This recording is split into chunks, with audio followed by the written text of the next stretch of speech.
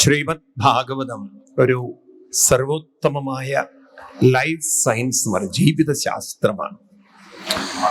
നമ്മൾ ഒരു ലൗകിക ജീവിതത്തിൽ പോലും മനുഷ്യന് നല്ല കുടുംബം വേണം, എല്ലാവരും ആഗ്രഹിക്കും. പക്ഷെ എങ്ങനെയാണ് ഈ കുടുംബം ഉണ്ടാവുന്നത്? ഇതിനെക്കുറിച്ച് നമുക്ക് വലിയ പിടിയൊന്നുമില്ല. കുഞ്ഞുങ്ങളുണ്ടാവുന്നു, അവർ വളരുന്നു, അവർ കല്യാണം കഴിക്കുന്നു, അങ്ങനെയാണ് ഒരു കുടുംബം ഉണ്ടാകുന്നതെന്ന ഒരു ധാരണയിലാണ് കൂടുതലും മനുഷ്യർ. ഭാഗവതത്തിൽ ഇവിടെ ഓർമ്മിപ്പിക്കുന്നത് നല്ല കുടുംബം എന്ന് പറയുന്നത് മുഴുവൻ നല്ല കുഞ്ഞുങ്ങൾ, സംസ്കാരമുള്ളൊരു കുഞ്ഞുങ്ങൾ ഉണ്ടാവണം. അപ്പൊ ആ സംസ്കാരമുള്ള കുട്ടികൾ ഉണ്ടാവണമെങ്കിൽ അതിന് സ്ത്രീയാണ് ഗർഭിണിയാവേണ്ടത്, അമ്മയാണ്. ആ സ്ത്രീകള് ഗർഭം എടുക്കുന്നതിന്, ഗർഭധാരണത്തിന് മുമ്പ് എടുക്കേണ്ടുന്ന ഒരു വ്രതമുണ്ട്. അതാണ് പയോവ്രതം എന്ന് പറയുന്നത്. ഒരുപക്ഷെ ആധുനിക കാലഘട്ടത്തിലെ ശാസ്ത്രം മനസ്സിലാക്കാത്ത ജീവിതത്തെക്കുറിച്ചുള്ള പരമയാഥാർത്ഥ്യം. ഇന്ന് നോക്കൂ, നമ്മുടെ ഭാരതത്തിൽ സർവശ്രേഷ്ഠരായ ആളുകൾ ഉള്ളത് കൊണ്ടായിരിക്കാം ഇന്ന് ഭാരതം തല ഉയർത്തി നിൽക്കുന്നത്. ലോകത്തിന് ഒരു ശങ്കരാചാര്യ സ്വാമികളെ, ഒരു നാരായണ ഗുരുദേവനെ, ഒരു രാമകൃഷ്ണ പരമഹംസരെ, ഒരു വിവേകാനന്ദ സ്വാമികളെ ഒന്നും സൃഷ്ടിക്കാൻ സാധിച്ചിട്ടില്ല. അത് ഭാരതത്തിനെ സാധിച്ചിട്ടുള്ളൂ. ഇന്ന് ലോകം പിന്തുടരുന്ന, ആഗ്രഹിക്കുന്ന നല്ല ഒരു ലോകം, ലോകാ സമസ്ത സുഖിനോ ഭവന്തു, ഇതൊക്കെ ഭാരതത്തിലെ ഋഷിവര്യന്മാരുടെ ദർശനങ്ങളാണ്. അങ്ങനെ ഈ ഋഷിവര്യന്മാര് ഇത് തന്നപ്പോൾ അവര് നമുക്ക് തന്ന മറ്റൊന്നാണ് നല്ല സന്താനങ്ങൾ ഉണ്ടാവുക. ഇത് നമ്മുടെ പെൺകുട്ടികൾക്ക് നഷ്ടപ്പെട്ടു പോയാൽ, കുലസ്ത്രീകൾക്ക് ദോഷം വന്നാൽ, പ്രത്യുഷ്യന്തോ കുലസ്ത്രീയ, ഗീതയിൽ 1-ാം അധ്യായത്തിൽ അർജുനൻ പല വേവലാദികൾ പറയുന്നുണ്ട്. കുലസ്ത്രീകൾ പോയാൽ പിന്നെ കുലധർമ്മ നഷ്ടം, കുലധർമ്മങ്ങൾ നഷ്ടമായാൽ, കുലധർമ്മങ്ങൾ നഷ്ടമായാൽ കുലം തന്നെ ഇല്ലാതായിത്തീരും. ഇന്ന് നമുക്ക് അങ്ങനെ ഒരു നഷ്ടത്തിലേക്ക് ക്രമേണ പോകുന്നുണ്ടോ എന്ന് സംശയിക്കേണ്ടിയിരിക്കുന്നു. കാരണം ഇന്ന് നമ്മുടെ പെൺകുട്ടികൾക്ക് കല്യാണം വേണ്ട, കുഞ്ഞുങ്ങൾ വേണ്ട.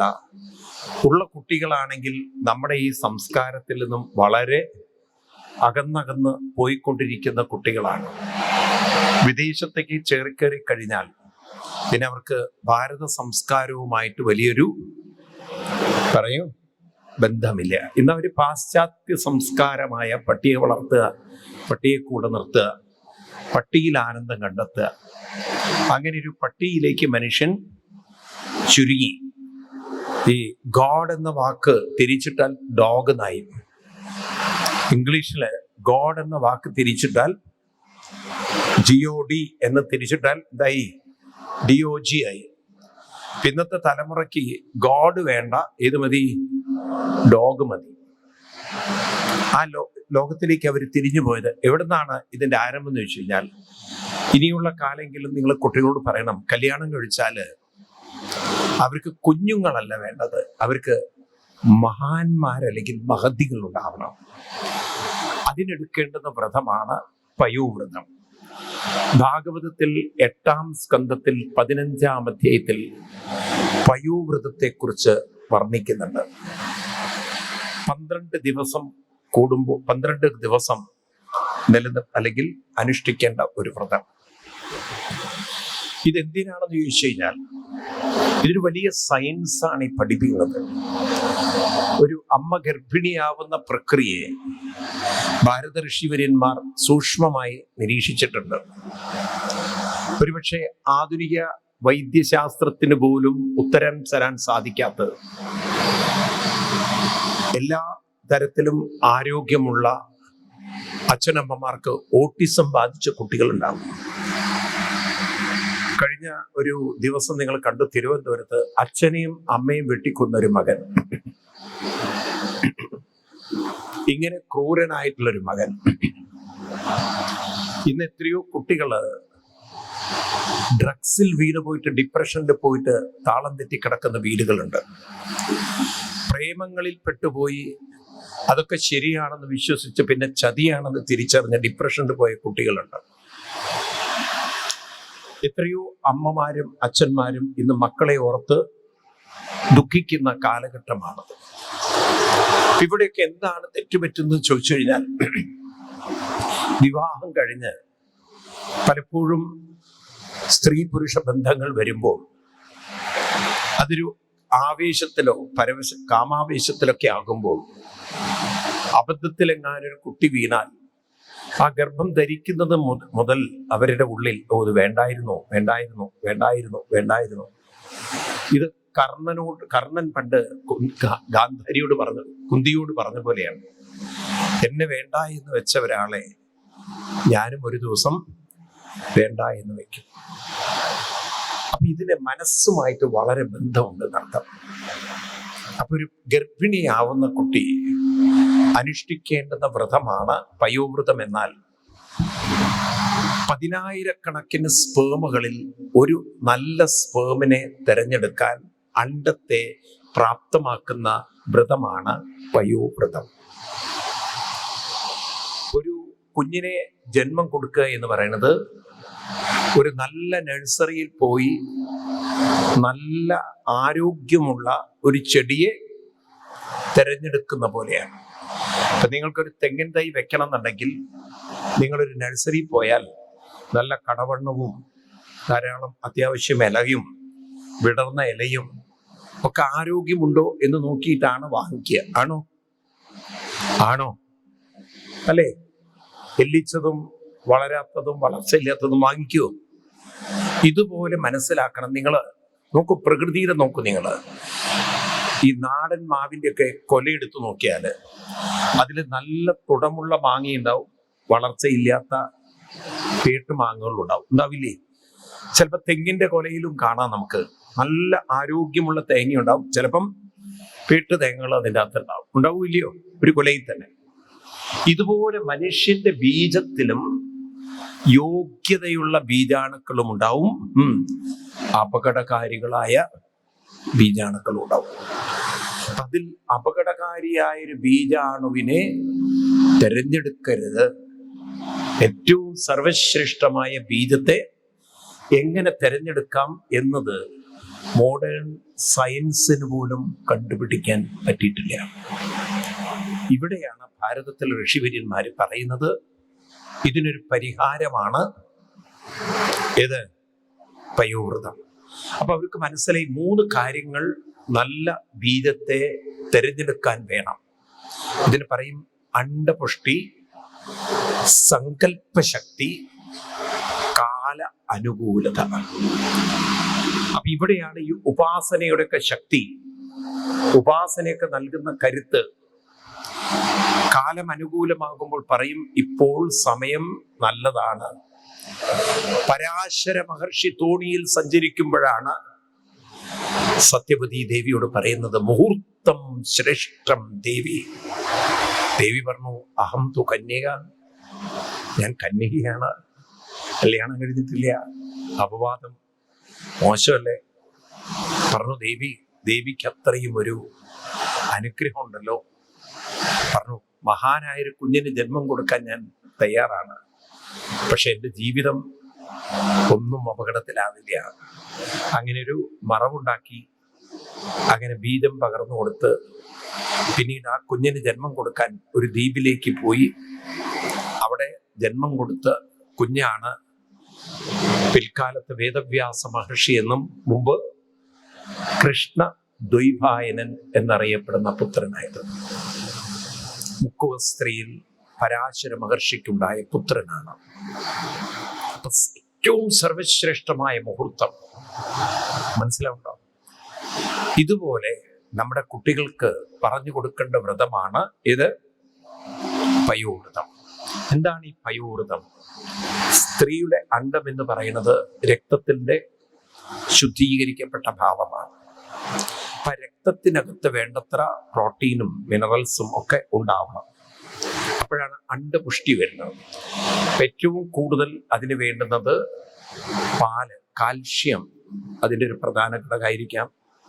അതുകൊണ്ടാണ് പയോവൃതം എന്നത് പാലുമായി ബന്ധപ്പെട്ടതാണ്. പിന്നെ പഴവർഗ്ഗങ്ങൾ, വിത്തുകൾ ധാരാളമുള്ള പഴവർഗ്ഗങ്ങൾ. വിത്തുകൾ ധാരാളമുള്ള പഴം എന്ന് പറഞ്ഞാൽ മനസ്സിലാവൂ നിങ്ങൾക്ക്? ഒരു ഉദാഹരണം പറഞ്ഞാൽ ഏതായിരിക്കും? വിത്തുകൾ, പേരയ്ക്ക ഒരു ഉദാഹരണമാണ്. മാതള നാരങ്ങ അല്ലേ? അതിനകത്തൊക്കെ എന്തുണ്ട്? ബീജം. അപ്പൊ ബീജം, നല്ല ബീജമുള്ള പഴങ്ങള്. അപ്പൊ അങ്ങനെ അണ്ടത്തിന് പുഷ്ടി വരണം, രക്തത്തിന് പുഷ്ടി വന്നാൽ ഏതിന് പുഷ്ടി വന്നു? ഇതിപ്പോ നോക്കൂ, പലരുടെയും എഗ്ഗിന് പവർ ഇല്ല എന്ന് പറഞ്ഞിട്ട് ഹോർമോൺ കഴിക്കുകയാണ്. നിങ്ങൾ കേട്ടില്ലേ? ആണുങ്ങൾക്ക് പലപ്പോഴും കൗണ്ടിങ് ഇല്ല എന്നൊക്കെ കേട്ടില്ലേ? ഉണ്ടോ? അതൊക്കെ കൂടി വരുന്നൊരു കാലം. ഇവിടെയാണ് ഇത്തരം വ്രതങ്ങൾ അനുഷ്ഠിക്കുമ്പോൾ അണ്ടപുഷ്ടി വരുമ്പോഴാണ്. അതുപോലെ തന്നെ അതിനോടൊപ്പം തന്നെ നാമജപവും. എന്ത് വേണം? നാമജപവും. അഷ്ടോത്തരം ജപിക്കണം എന്നൊക്കെയാണ് ഇവിടെ പറഞ്ഞിരിക്കുന്നത്. അപ്പം സന്താന ഗോപാല മന്ത്രം, ഇന്നിപ്പോ കാലഘട്ടത്തിനനുസരിച്ച് ഏതെങ്കിലും ഒരു മന്ത്രം ജപിച്ചുകൊണ്ട് ഒരു വിധനിഷ്ഠയോടെ തയ്യാറാകുമ്പോൾ അണ്ടപുഷ്ടിയും വരും, സങ്കല്പ ശക്തി വരും. അതായത് എനിക്ക് സർവശ്രേഷ്ഠനായൊരു കുട്ടി വേണം, അതാണാവട്ടെ പെണ്ണാവട്ടെ.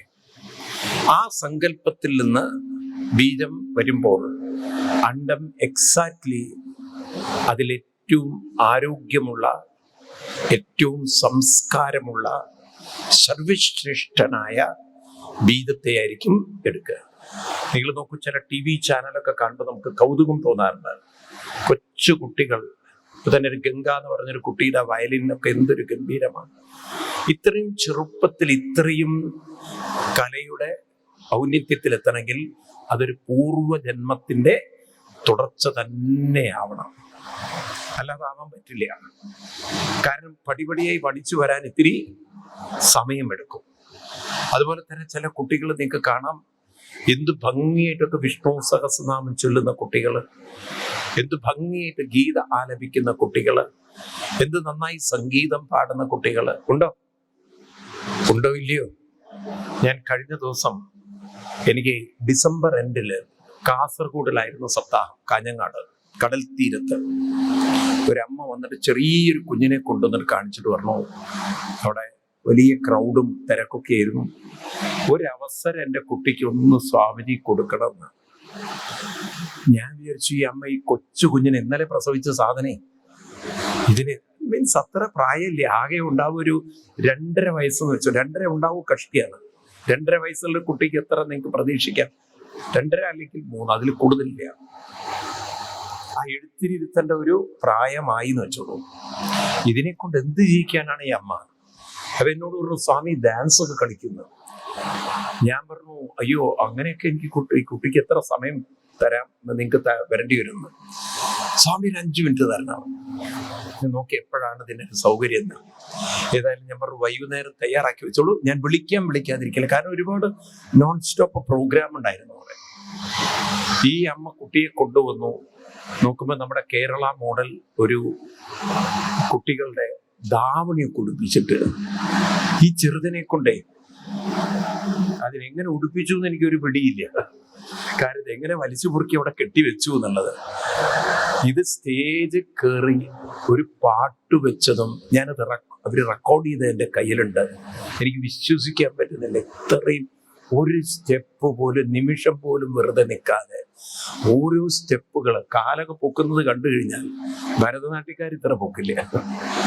അത്ര ഒരു ആവേശവും അലിവും.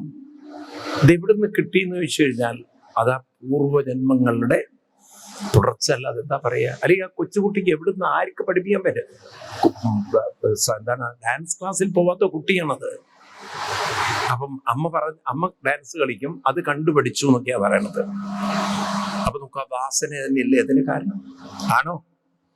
പറയൂ. അപ്പം കഴിവില്ലാത്തതായ ബീജങ്ങൾ ഇല്ല.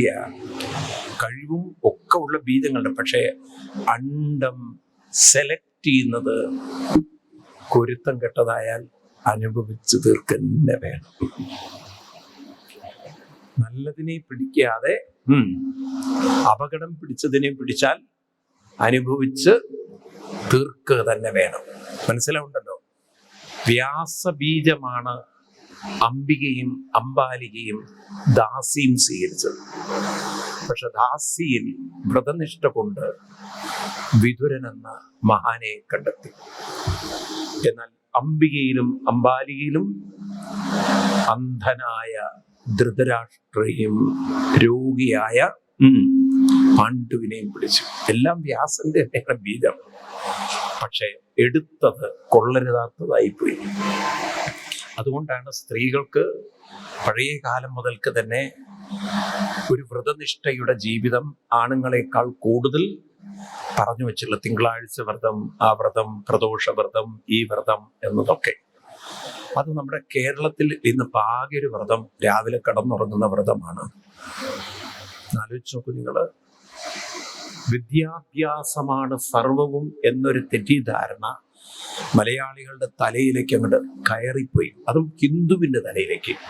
എന്നാൽ മുസ്ലിങ്ങൾക്ക് ഈ കാര്യത്തിൽ ഒരു വിട്ടുവീഴ്ചയില്ല. മദ്രസ ഒഴിവാക്കില്ല. ഉണ്ടോ?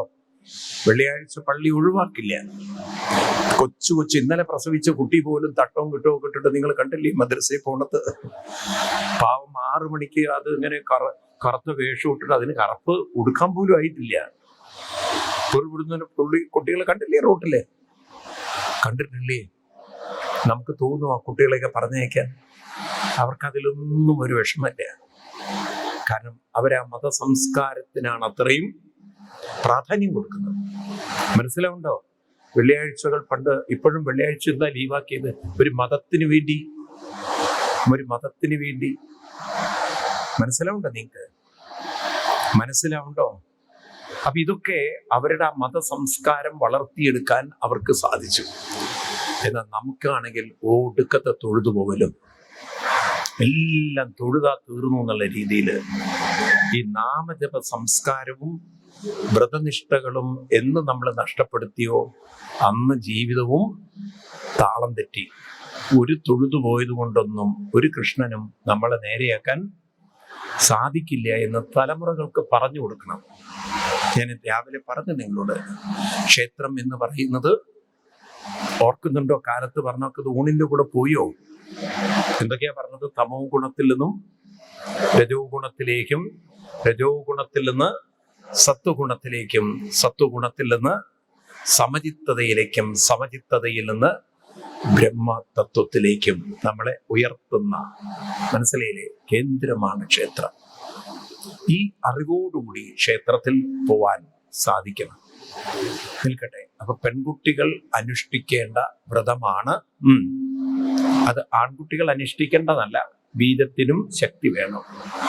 പ്രത്യേകിച്ച് ഇന്നത്തെ കാലത്ത് ഈ മൊബൈൽ ഫോൺ കാരണം അറിയാലോ നിങ്ങൾക്ക്. മൊബൈൽ ഷർട്ടിന്റെ പോക്കറ്റിലിട്ട് ഹാർട്ട് കേടുവരുന്ന പറയുന്നത് റേഡിയേഷൻ കാരണം. പാന്റിന്റെ പോക്കറ്റിലിട്ടാൽ ബീജത്തിനൊക്കെ കേടുപറ്റുന്ന, ബീജമൊക്കെ സ്പേം കരിഞ്ഞു പോകുന്നതാണ്. അത്രയും അതിന്റെ റേഡിയേഷൻ പവർ. അപ്പൊ ആരും ചോദിച്ചു പാന്റിന്റെ പുറകിൽ വെച്ചാലോ പൈൽസ് വരുന്ന പറയണത്. ഇത് മുന്നിലും വെക്കാൻ വയ്യ, പിന്നിലും വെക്കാൻ വയ്യ. ഇതൊന്നും ഇതില്ലാതൊട്ട് ജീവിക്കാനും പറ്റാത്തൊരവസ്ഥ. അത്രയും ഒരു അപകടം പിടിച്ചൊരു സാധനം കൊണ്ടാണ് മനുഷ്യൻ ജീവിക്കുന്നത്. അതുകൊണ്ട് ആണിനും അത്യാവശ്യം വ്രതങ്ങളൊക്കെ ഉണ്ടെങ്കിലേ നല്ല തലമുറകൾക്ക് ജന്മം കൊടുക്കാൻ സാധിക്കുള്ളൂ.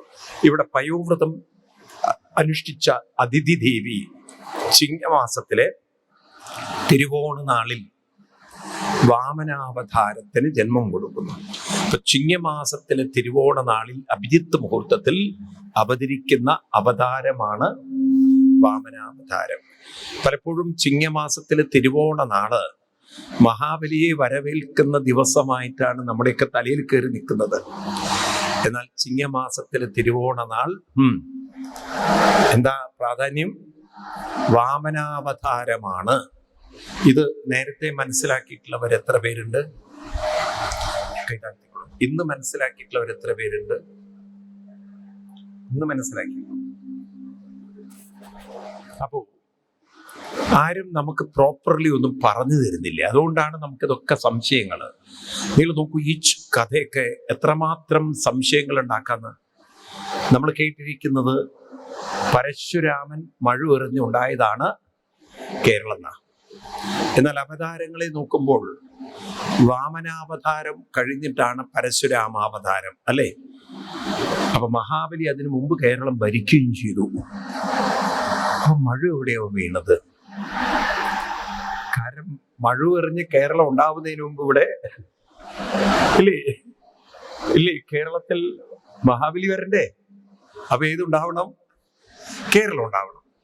പിന്നീട് സമാധാനമുള്ളത് ഇത് വീണത് കണ്ണൂരോ തലശ്ശേരി ആവാനേ വഴിയുള്ളൂ.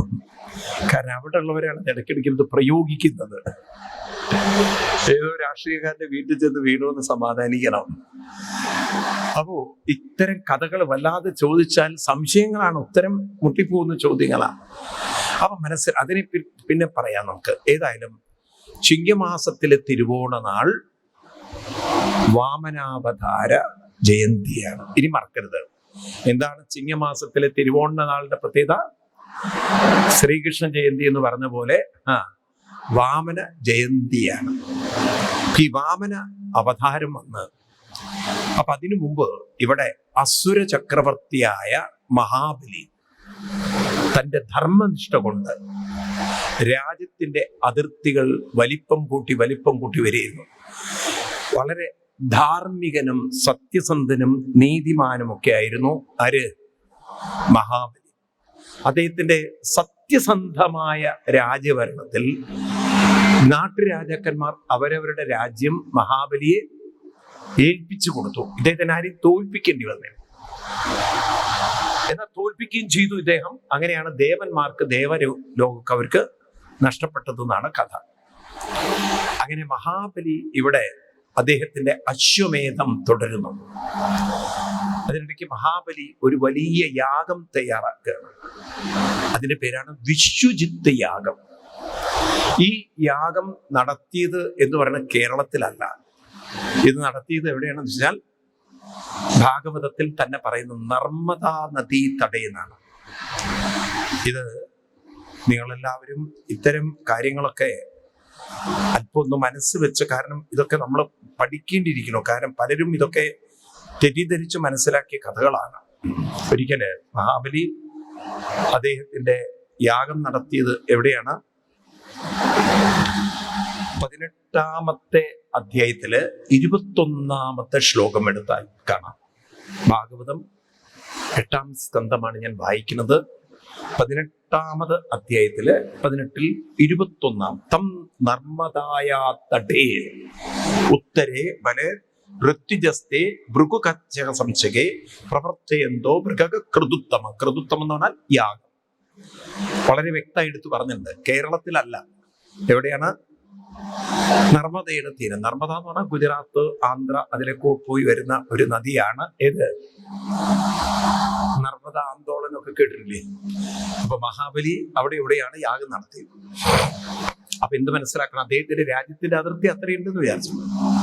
അപ്പൊ മഹാബലിയുടെ അടുത്തേക്ക് ഭഗവാൻ വാമനമൂർത്തി പോവുകയാണ്. അവതരിച്ച ഉടനെ ഭഗവാന് വേണ്ടുന്ന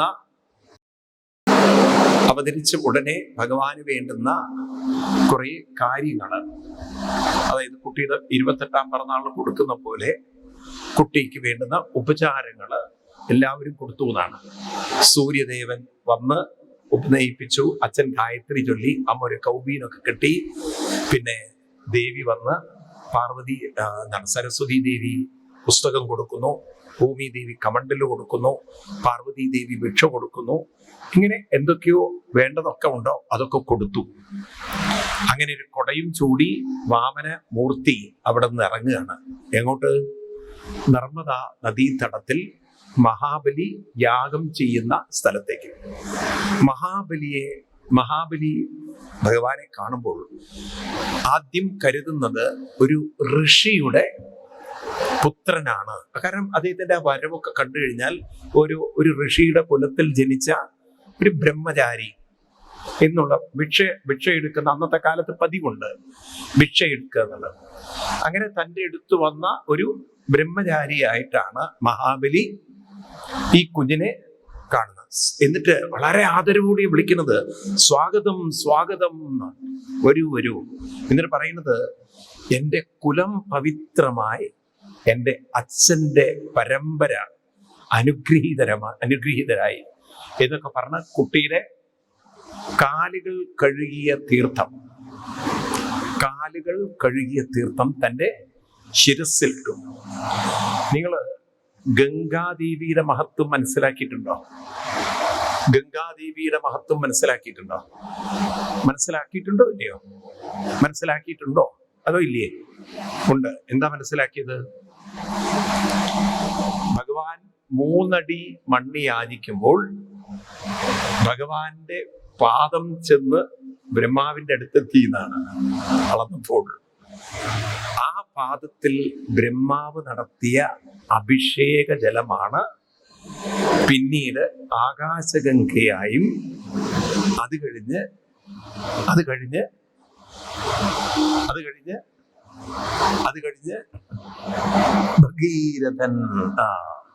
ഭഗീരഥൻ തപസ് ചെയ്ത് ഭൂമിയിലേക്ക് കൊണ്ടുവന്നത്.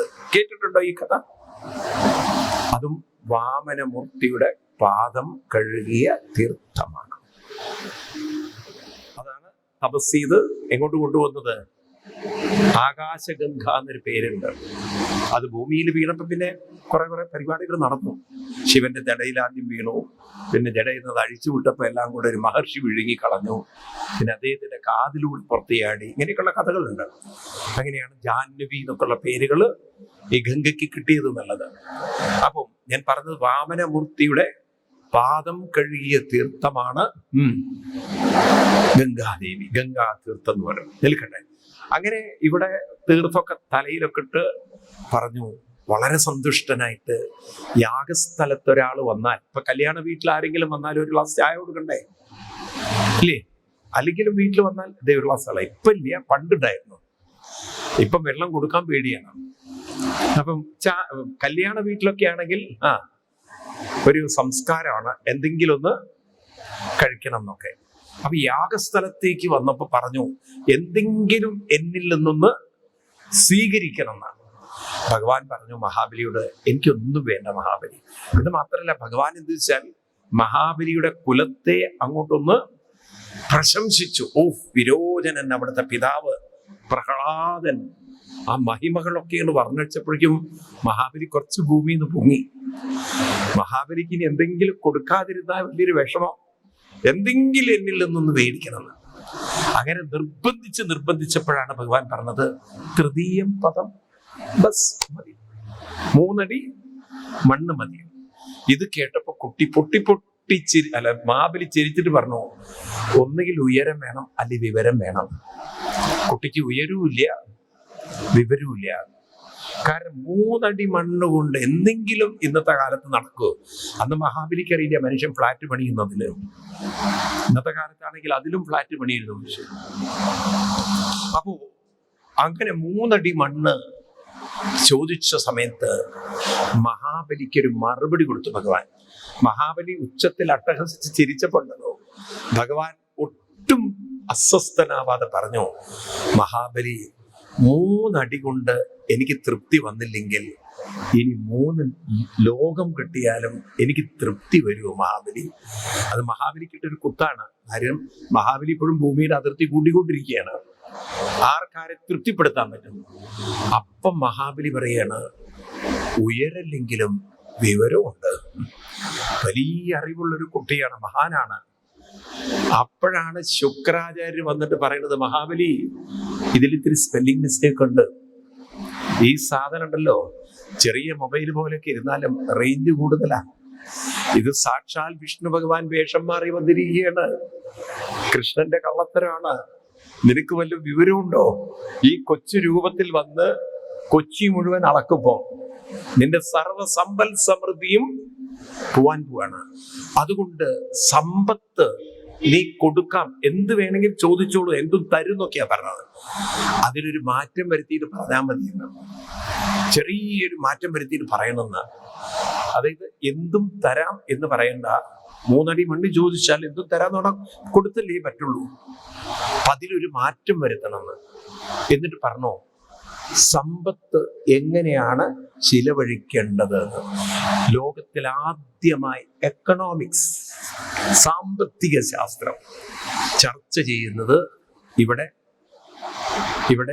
ശുക്രാചാര്യരാണ്. നമുക്ക് സമ്പത്തിനെ കുറിച്ചൊരു ശാസ്ത്രമുണ്ട്. ഇതിന്റെ പേരാണ് അർത്ഥശാസ്ത്രം എന്നുള്ളത്.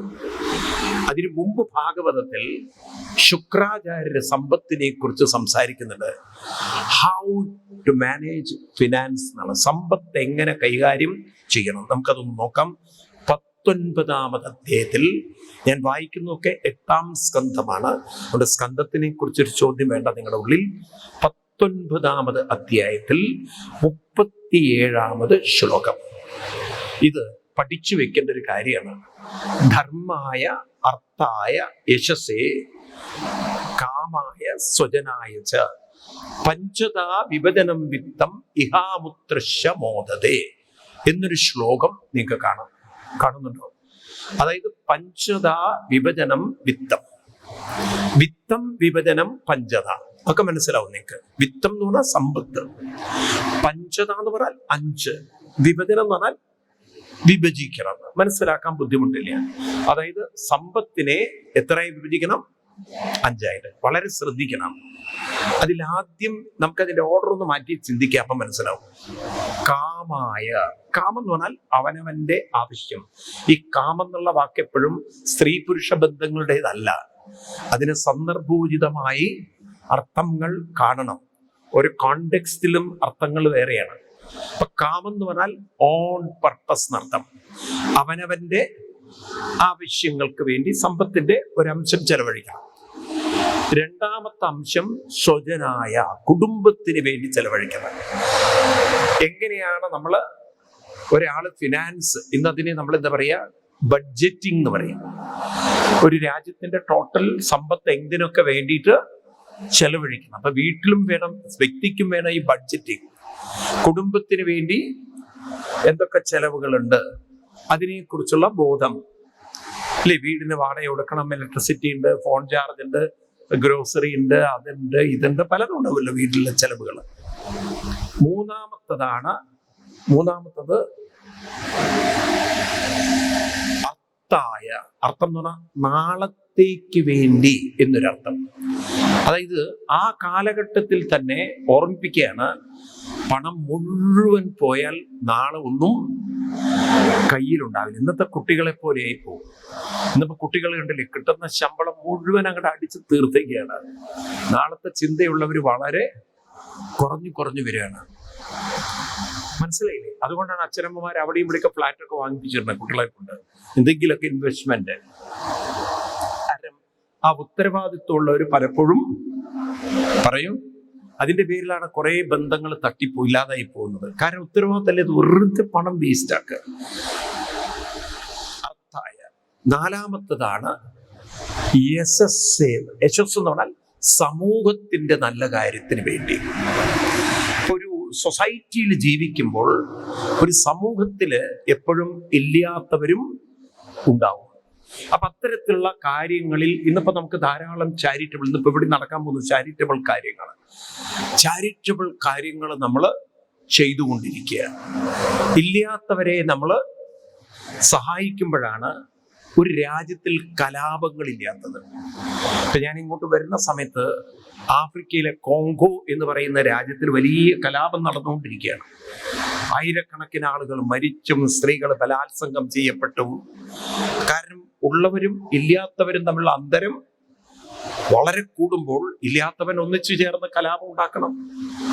ഭാരതത്തിൽ അങ്ങനെയുള്ള ഒരു വയലൻസ് ഇല്ലാത്തതിന് കാരണം ഇല്ലാത്തവരെയും കൈപിടിച്ചുയർത്തുന്ന ഒരു സംസ്കാരം. അതാണ് നമ്മുടെ അന്നദാന സംസ്കാരം. ഇപ്പൊ നമുക്ക് ഗുരുവായൂർ അമ്പലത്തിൽ ആർക്ക് വന്നാലും ഭക്ഷണമുണ്ട്. ഉണ്ടോ ഇല്ലയോ? പട്ടിണി കിടക്കേണ്ട കാര്യമില്ല. അത്യാവശ്യം ഇവിടെ കിടക്കാനും സൗകര്യമുണ്ട്, പക്ഷെ ചിലർ കിടക്കില്ല എന്ന് മാത്രം. അതാണ് ഭാരതത്തിലുണ്ടല്ലോ അങ്ങനെ ഒരു പ്രത്യേകത ഉണ്ട്. അപ്പൊ കുംഭമേളയില് എല്ലാ വ്യവസ്ഥകളും ഉണ്ട്. അവിടെ ഭക്ഷണം സുലഭമാണ് ആർക്ക് വേണമെങ്കിലും. ധാരാളം ഭണ്ഡാരകൾ നടന്നുകൊണ്ടിരിക്കും ഇല്ലേ? ഇപ്പൊ ഞാൻ എൻ്റെ ഒരു ജീവിതയാത്രയില് ഞങ്ങളൊരു സുഹൃതം എന്ന് പറയുന്ന ഒരു ഗ്രൂപ്പ് ഉണ്ട് എറണാകുളത്ത്. ഞങ്ങള് 91 പെൺകുട്ടികളുടെ കല്യാണം നടത്തിക്കൊടുത്തു, പാവപ്പെട്ട. അടുത്ത 2025 ഈ വർഷത്തിലേക്ക് അത് 100 പദ്ധതിയിലാണ്. അപ്പൊ നമുക്ക് 91 പെൺകുട്ടികളെ 4 പവനും 3.5 പവനും 3 പവനും ഒക്കെ കൊടുത്ത് കല്യാണം. ഇന്നത്തെ പവനെന്താ വില നോക്കും നിങ്ങള്. ഇപ്പൊ 10 കുട്ടികളെ കല്യാണം കഴിച്ചു കൊടുക്കണമെങ്കിൽ 30 പവൻ എന്ന് പറഞ്ഞാൽ 50 എത്ര ലാക്സിലേക്ക് പോകുന്നു നോക്കൂ. അപ്പൊ അങ്ങനെ എല്ലാവരും കൂടി ചേർന്ന് സമൂഹത്തിൽ നല്ല നല്ല കാര്യങ്ങൾ ചെയ്യുക. മനസ്സിലാവുന്നല്ലോ. അപ്പം എപ്പോഴും നമ്മൾ എവിടെ താമസിച്ചാലും ആ ഒരു ചുറ്റുപാടിൽ നടക്കുന്ന കാര്യങ്ങളെ കുറിച്ച് കുട്ടികൾക്കൊരു അവബോധം ഉണ്ടാവണം. അതാണ് യശസ്. പഴയ കാലം നോക്കൂ നിങ്ങള്. സ്വന്തം നമുക്കൊരു വീട്ടിൽ കുളം ഉണ്ടെങ്കിലും ഒരു പൊതുകുളവും വേണം. കാരണം പൊതുജനങ്ങൾക്ക് കുളിക്കണം. അതുപോലെ തന്നെ പൊതു കിണറുകൾ വേണം. ആളുകൾക്ക് പൊതുസ്ഥലങ്ങൾ, അവർക്കും കൂടി ജീവിതത്തെ ആസ്വദിക്കാനുള്ള, എൻജോയ് ചെയ്യാനുള്ള സൗകര്യങ്ങൾ ഉണ്ടെങ്കിൽ അവിടെയാണ് പരസ്പരം കെയറിങ് ഉണ്ടാവുന്നത്. നമ്മൾ മറ്റുള്ളവരെ കെയർ ചെയ്താലേ മറ്റുള്ളവർ നമ്മളെയും, അതല്ലേ സത്യം. അന്ന് എഴുതി വെച്ചിരിക്കുകയാണ് യശസ് എന്ന് പറഞ്ഞാൽ കെയറിങ് അതേഴ്സ് എന്നാണ്. മറ്റുള്ളവരെ കെയർ ചെയ്യാൻ പഠിക്കുക. അത് ഭാരതത്തിന്റെ ഒരു സംസ്കാരമാണ്. വേദങ്ങളും ശാസ്ത്രങ്ങളും പഠിച്ചിട്ടല്ല. പക്ഷേ ഭക്ഷണം വെക്കുന്നതിന് മുമ്പ് ഒരു പിടി അരി മാറ്റിവെച്ച് ചോറ് വെക്കുന്ന അമ്മമാര് ഉണ്ടായിരുന്നില്ലേ? കാരണം ഭിക്ഷക്കാര് വരും, ഇല്ലേ? സന്യാസിമാര് വരും. അവർക്ക് കൊടുക്കാൻ അരി എന്തെങ്കിലും വേണ്ടേ? പഴയ കാലത്തുണ്ടായിരുന്നില്ലേ? ഉണ്ടായിരുന്നോ ഇല്ലയോ? ഓണത്തിനും വിഷുവിനൊക്കെ തൊട്ടടുത്തുള്ള പാവപ്പെട്ടവർക്കോ അല്ലെങ്കിൽ അവിടുത്തെ കൃഷിക്കാർക്കൊക്കെ എന്തെങ്കിലുമൊക്കെ കൊടുക്കുന്ന ഒരു സംസ്കാരങ്ങളൊക്കെ ഓരോ നാടുകളിലും ഉണ്ടായിരുന്നില്ലേ? അപ്പൊ ഇതൊക്കെ നമ്മുടെ ഒരു യശസ് എന്ന് പറയും, സംസ്കാരമാണ്. കെയറിങ് അതേഴ്സ് എന്നുള്ളത്. ഞാനിത് എടുത്തു പറയാൻ കാരണം, ഒരു പഴയ സംസ്കാരം ഇന്ന് നമ്മുടെ കുട്ടികളിൽ ഇല്ലാതായിക്കൊണ്ടിരിക്കുകയാണ്. അവര് കെയറിങ് എന്നുള്ള ഇത് മാറിയിട്ട് മുഴുവൻ സെൽഫിഷ് എന്നുള്ള ലോകത്തിലേക്ക് ചുരുങ്ങിക്കൊണ്ടിരിക്കുകയാണ്. ആണോ? അങ്ങനെ ഒരു സംസ്കാരം ഇന്ന് നമ്മുടെ കുട്ടികളിൽ വളരെ ഉറക്കെ പറയൂ, കുറഞ്ഞു വരികയാണ്. മനസ്സിലായില്ലേ? അപ്പൊ നമ്മളൊക്കെ അങ്ങനെ ജീവിക്കാൻ സാധിക്കണം. അത് എന്തൊരു സന്തോഷം അറിയോ. ഞങ്ങൾ അടുത്ത കാലത്ത് ഒരു ഫുൾ ട്രെയിനിൽ അയോധ്യ, മധുരയിലൊക്കെ പോവുണ്ടായി. അപ്പൊ അവിടെ ഞങ്ങള് യാത്രയില് ഒരു വൃന്ദാവനത്തില് 400-ലധികം അമ്മമാർക്ക് സാരിയും ഭക്ഷണവും. എന്തൊരു സന്തോഷം അറിയോ അവർക്ക്. പാല്, ഒരു പായസം, ഓരോരുത്തർ കുടിക്കുന്നത് കണ്ടിട്ട് നമുക്കേ ഒരു സന്തോഷം വരും. കാരണം അങ്ങനെ എപ്പോഴും കിട്ടുന്നതാണോ എനിക്കറിയില്ല. അവരുടെ ആ ഒരു ആർത്തി 2-3 പ്രാവശ്യമൊക്കെ വിളമ്പിച്ച് കഴിക്കുക. അപ്പൊ നോക്കൂ നിങ്ങള്. അപ്പൊ അവരെ കെയർ ചെയ്യുമ്പോൾ അതൊരു സമൂഹത്തില് നമുക്കും സന്തോഷമാണ്, അവർക്കും അതിൽ നിന്നൊരു സന്തോഷം കിട്ടുന്നുവെങ്കിൽ അതിന്റെ പേരാണ് യശസ്സേ. 5-മത്തതാണ് ധർമ്മായ. അത് ഏറ്റവും പ്രധാനമാണ്. ധർമ്മം എന്നാൽ ആത്മീയമായ സംസ്കാരം.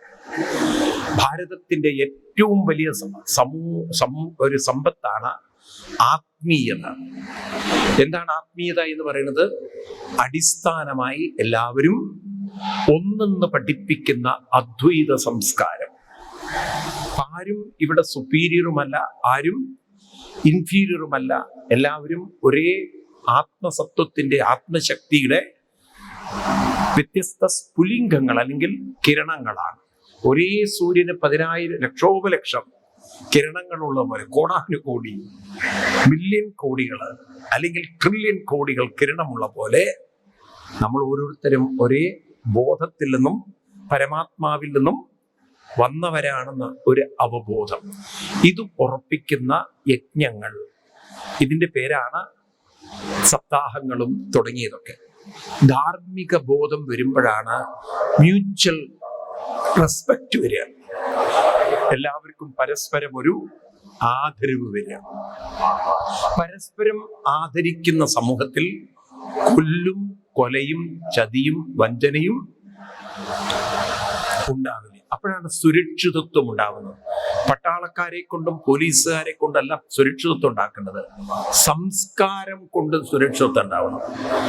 സംസ്കാരം കൊണ്ട് സുരക്ഷിതരാവണം. മറ്റൊരാളെ ഞാൻ ആക്രമിക്കാത്തതിന് കാരണം ഞാനും മറ്റുള്ളവരുമെല്ലാം ഒരേ സത്യം തന്നെയാണ്. ഞാൻ ആരെ ആക്രമിക്കുന്നു? ഇനി ആക്രമിച്ചാൽ തന്നെ എൻ്റെ സംസ്കാരം, എൻ്റെ ആ ആക്രമിക്കാനുള്ള മനസ്സ് നാളെ എന്നെയും ദുരിതത്തിലൂടെ കൊണ്ടുപോകുന്ന കർമ്മചക്രത്തിൽ നിന്ന് എനിക്കൊരിക്കലും, കർമ്മഫലത്തിൽ നിന്നൊരിക്കലും രക്ഷപ്പെടാൻ പറ്റില്ല. താൻ നിരന്തരം ചെയ്യുന്ന കർമ്മങ്ങൾ തന്നെ അത് വേട്ടയാടും. അപ്പൊ ഞാൻ അനുഭവിക്കുന്ന ദുരിതങ്ങൾക്കൊക്കെ കാരണം ഞാൻ തന്നെ ചെയ്തു കൂട്ടിയിരിക്കുന്ന കർമ്മങ്ങളാണ്. അതിന് ഞാൻ ആരെയും പഴി പറഞ്ഞിട്ട് യാതൊരു കാര്യമില്ല. കാരണം ഇത് തിയറി, ഇത് സയൻസ് ആണ്. എനിക്ക് എന്തുകൊണ്ട് പലതും കിട്ടുന്നില്ല എന്ന് ചോദിച്ചാൽ ഞാൻ പണ്ട് പലർക്കും അങ്ങനെ ഉപദ്രവം കൊടുത്തിട്ടുണ്ടാവണം. കാരണം അവൻ ചെയ്തതേ അവനവന് തിരിച്ചു കിട്ടുകയുള്ളൂ. ഇതാണ് ന്യൂട്ടനും പഠിപ്പിക്കുന്നത്. Every action will follow equal and opposite reaction എന്ന് എക്സാക്ട്ലി ന്യൂട്ടന്റെ തേർഡ് ലോ ഓഫ് മോഷൻ തെളിയിച്ചതല്ലേ. പക്ഷെ അതിനു മുമ്പ് ഭാരതത്തിലെ ഋഷിവര്യന്മാര് പറഞ്ഞു, കർമ്മത്തിനനുസരിച്ചായിരിക്കും കർമ്മഫലം.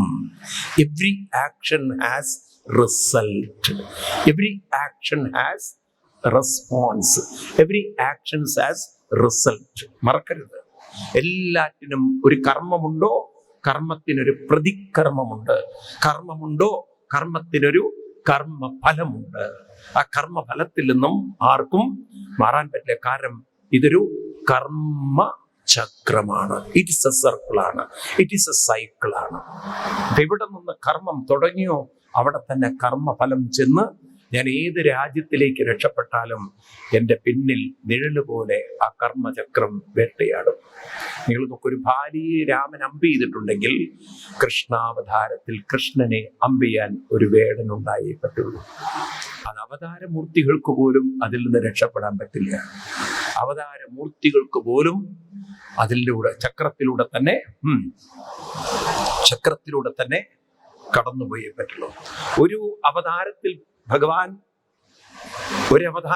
ഭഗവാൻ ശൂർപ്പണയെ വിരൂപമാക്കിയുണ്ടെങ്കിൽ വേറൊരു അവതാരത്തിൽ വിരൂപയായ ത്രിവിക്രമയെ ഭഗവാൻ സുന്ദരിയാക്കുന്നതും ഇതൊക്കെ കർമ്മത്തിന്റെ, നമുക്ക് പറയാൻ എന്തുകൊണ്ട് അങ്ങനെ ഒരു കഥ വന്നു. അപ്പം അവതാര പുരുഷന്മാർക്കും കർമ്മചക്രത്തിലൂടെ കടന്ന് പോവേണ്ടതുണ്ട്. അപ്പൊ നമുക്കുണ്ടോ അതിലൊരു എക്സ്ക്യൂസ്, ഒഴിവ്? അതുകൊണ്ട് ഈ രണ്ട് കാര്യങ്ങള്, ഞാൻ ഈ ഭൂമിയിൽ വന്നത് എന്നെ ഉയർത്താനും മറ്റുള്ളവരെ കൈപിടിച്ചുയർത്താനാണ്. അതിൽ വേണ്ടാത്ത കർമ്മങ്ങൾ ചെയ്താൽ ആ കർമ്മങ്ങളൊക്കെ എനിക്ക് തന്നെ തിരിച്ചു കിട്ടും. ഈ പേടി ദൈവത്തെയല്ല പേടിക്കേണ്ടത് കർമ്മത്തെയാണ്. ദൈവമല്ല ഉപദ്രവിക്കുന്നത്. ഞാൻ തോന്നിവാസം ചെയ്തിട്ട് ദൈവത്തോട് പറയാണ്, ദൈവമേ എനിക്ക് കുഴപ്പമുണ്ടാക്കരുതേ എന്ന്. ദൈവം മുഖത്തൊന്ന് തന്നിട്ട് പറയും, ഞാനാടാ നിനക്ക് കുഴപ്പമുണ്ടാക്കുന്നത്, നിന്റെ കയ്യിലിരിപ്പാണ് നിനക്ക് കുഴപ്പമുണ്ടാക്കുന്നത്. തോന്നിവാസം ചെയ്തിട്ട് ഇപ്പൊ കുട്ടി വീട്ടിൽ വന്നിട്ട് പ്രാർത്ഥിക്കുകയാണ്, അമ്മയോട് പറയാ, അമ്മേ ഗുരുവായൂരപ്പന് നെയ്വിളക്ക് നേരുമെന്ന് ചോദിച്ചാൽ അതെന്തിനാണെന്ന്. കേരളത്തിന്റെ തലസ്ഥാനം തൃശ്ശൂരാക്കാൻ. ഇനി കേരളത്തിന്റെ തലസ്ഥാനം എങ്ങനെ തൃശ്ശൂരാവുക?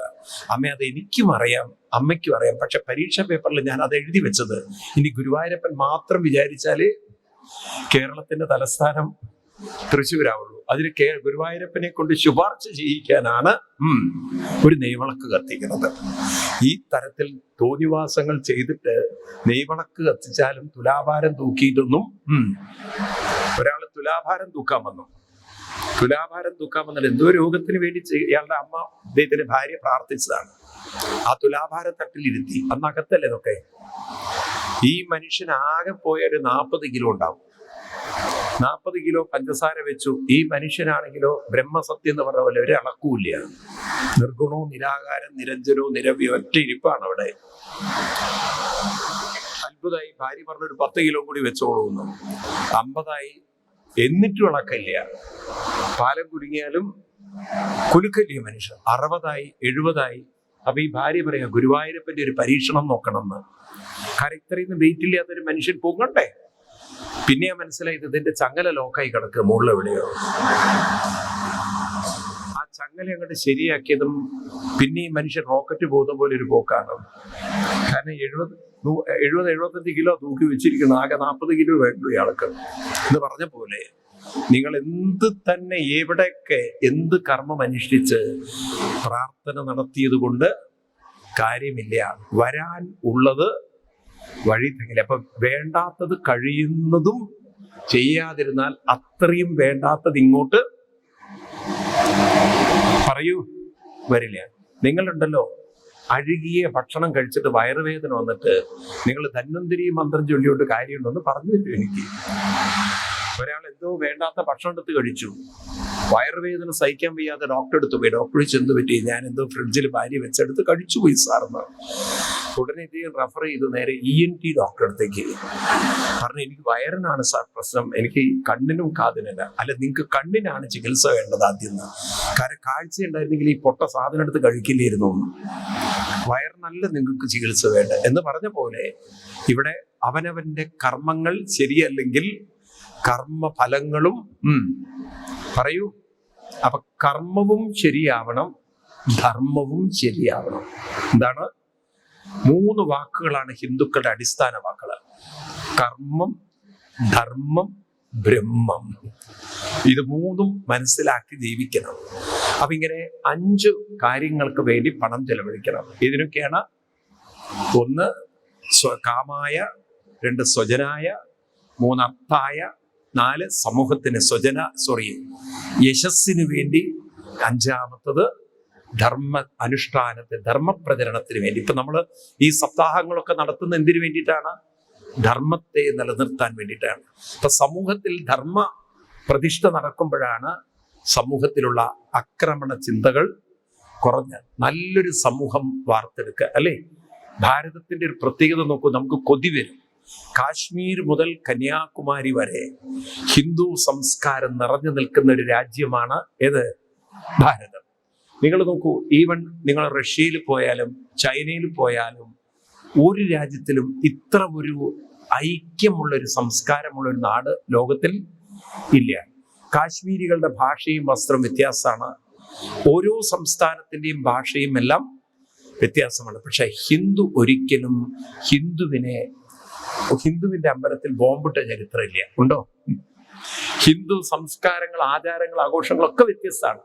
ഇവിടെ ഇപ്പൊ ഗുരുവായൂരിലാണെങ്കിൽ നിങ്ങൾക്ക് ശ്രീകോവിലിന്റെ അടുത്തേക്ക് അവിടെ പുറത്തുനിന്ന് തൊഴാനേ പറ്റുള്ളൂ. എന്നാൽ നിങ്ങൾ വൃന്ദാവനത്തിൽ പോയ കൃഷ്ണനെ കെട്ടിപ്പിടിച്ചിട്ട് തൊഴാം. മമ്മിയൊരു ക്ഷേത്രത്തിലോ അല്ലെങ്കിൽ നിങ്ങൾക്ക് ശിവക്ഷേത്രങ്ങളിൽ പോയാൽ നമുക്ക് അഭിഷേകം ചെയ്യാൻ പറ്റില്ല. എന്നാൽ കാശി വിശ്വനാഥ ക്ഷേത്രത്തിൽ നിങ്ങൾക്ക് അഭിഷേകമോ ഇനി കെട്ടിപ്പിടിച്ച് അവിടെ ഇരിക്കാൻ എന്ത് വേണമെങ്കിലും സമ്മതിക്കാം, അല്ലേ? അതുകൊണ്ട് നമുക്ക് ആചരണത്തിൽ എന്തെങ്കിലും കുഴപ്പം തോന്നിയിട്ടുണ്ടോ? ഇവിടെ അങ്ങനെ വേണമെന്നൊരു വാശി തോന്നിയിട്ടുണ്ടോ? ഓരോ സംസ്ഥാനങ്ങൾക്ക് ഓരോ സംസ്കാരങ്ങളുണ്ട്. അപ്പം വൈവിധ്യങ്ങളെ ഉൾക്കൊണ്ടുകൊണ്ട് ഏകത്വബോധത്തിൽ ഒരു തരം ഐക്യമുള്ള സമൂഹമാണ് ഹിന്ദു സമൂഹം. നോക്കൂ, ഇന്ന് മുസ്ലിം സമൂഹത്തിന് ഇത് പറ്റിയിട്ടില്ല. സുന്നികളും ഷിയകളും തമ്മിൽ ചേർന്ന് പോവില്ല. ഉണ്ടോ? നിങ്ങൾ കേൾക്കാറില്ലേ? സുന്നിയുടെ പള്ളി കൊണ്ട് ഷിയ ബോംബിടും, ഷിയയുടെ ബോംബ് പള്ളിയിൽ പോയിട്ട് മുജാഹിദ് ബോംബിടും. അവർക്ക് തമ്മിലൊരു യോജിപ്പില്ല. ഉണ്ടോ? കേട്ടിട്ടില്ലേ? കണ്ടില്ലേ? ഇതിനൊക്കെ കണ്ടിട്ടുണ്ടോ? ഇറാനും മുസ്ലിം രാജ്യങ്ങളാണ്, തമ്മിൽ യോജിച്ചു പോവില്ല. ഈ സൗദി അറേബ്യയും അതുപോലെ തന്നെ ബഹ്റൈൻ യോജിച്ചു പോവില്ല. ഒരു രാജ്യത്തിന് മറ്റൊരു രാജ്യത്തിനെ കണ്ടുകൂടെ നന്നാവണം. എന്നാൽ ഇന്ത്യക്ക് അങ്ങനത്തെ ഒരു പ്രശ്നമുണ്ടോ നോക്കൂ നിങ്ങൾ. എവിടെ ചെന്നാൽ ഇപ്പൊ കുംഭമേള, കാശ്മീർ മുതൽ കേരളം വരെയുള്ള ഹിന്ദുക്കളെല്ലാം ഒരേ നദിയിൽ ചെന്നാണ് മുങ്ങുന്നത്. എല്ലാവരും ഭഗവത്ഗീതയിൽ പറഞ്ഞ പോലെ ഗച്ഛതി സാഗരം ഒരേ ആപൂര്യമാണ പജലപ്രതിഷ്ഠം സമുദ്രമാവ പ്രവിശന്തി എന്നത്. എല്ലാം ഒരു സാഗരത്തിലേക്ക് എത്തുന്ന പോലെ ഇത്രയും മഹത്തായ സംസ്കാരം. അല്ലെ, കേരളം തന്നെ എടുത്തു നോക്കൂ. അങ്ങ് കണ്ണൂരൊക്കെ പോയി കഴിഞ്ഞാൽ കോഴിയെ വരെ കടിച്ചു കീറുന്ന മുത്തപ്പന്മാരുണ്ട്. ഈ ചില എന്താണ് തെയ്യങ്ങളുണ്ട്. കേട്ടിട്ടുണ്ടോ അറിയില്ലേ? കരിങ്കാളി തെയ്യം എന്നൊക്കെ കേട്ടിട്ടുണ്ടായിരിക്കും. ഹൊറിബിൾ, നമുക്ക് കണ്ട പേടി വരും. മുത്തപ്പന്മാര് നല്ല വെള്ളമാണ് ഉള്ളത്. മുത്തപ്പനൊക്കെ ചിലപ്പോൾ നല്ല അടിയടിക്കും, എന്നിട്ടാണ് തുള്ളുന്നതൊക്കെ. അതും അവരുടെ ഒരു ആഘോഷമാണ്. എന്നാൽ സാത്വിക പൂജയുണ്ട്, ഇല്ലേ? മധ്യമ പൂജയുണ്ട്. ഉണ്ടോ? ഇതെല്ലാം ഉൾക്കൊണ്ട് ശിവനെ ഇങ്ങനെ പൂജിക്കാവോ? കള്ളു കുടിച്ച് പൂജിക്കരുതുണ്ടോ? ആ കൊടുങ്ങല്ലൂർ പോയി നോക്കി. ഇപ്പോഴാ കുറച്ചുകൂടി റിഫൈൻഡ് കൊടുങ്ങല്ലൂരായത്. ഒരു കാലത്ത് ആ കൊടുങ്ങല്ലൂർ ഭരണി സമയത്ത് പോവാനേ യാത്ര ചെയ്യാനേ പറ്റാറില്ല. അല്ല, ശരിയല്ലത്.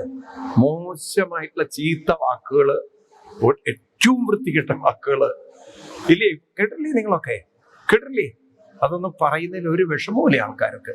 പക്ഷെ ഇതൊക്കെ, ഈ വൈവിധ്യങ്ങളെയൊക്കെ ഉൾക്കൊണ്ടുകൊണ്ട ഒരു സംസ്കാരമാണ്.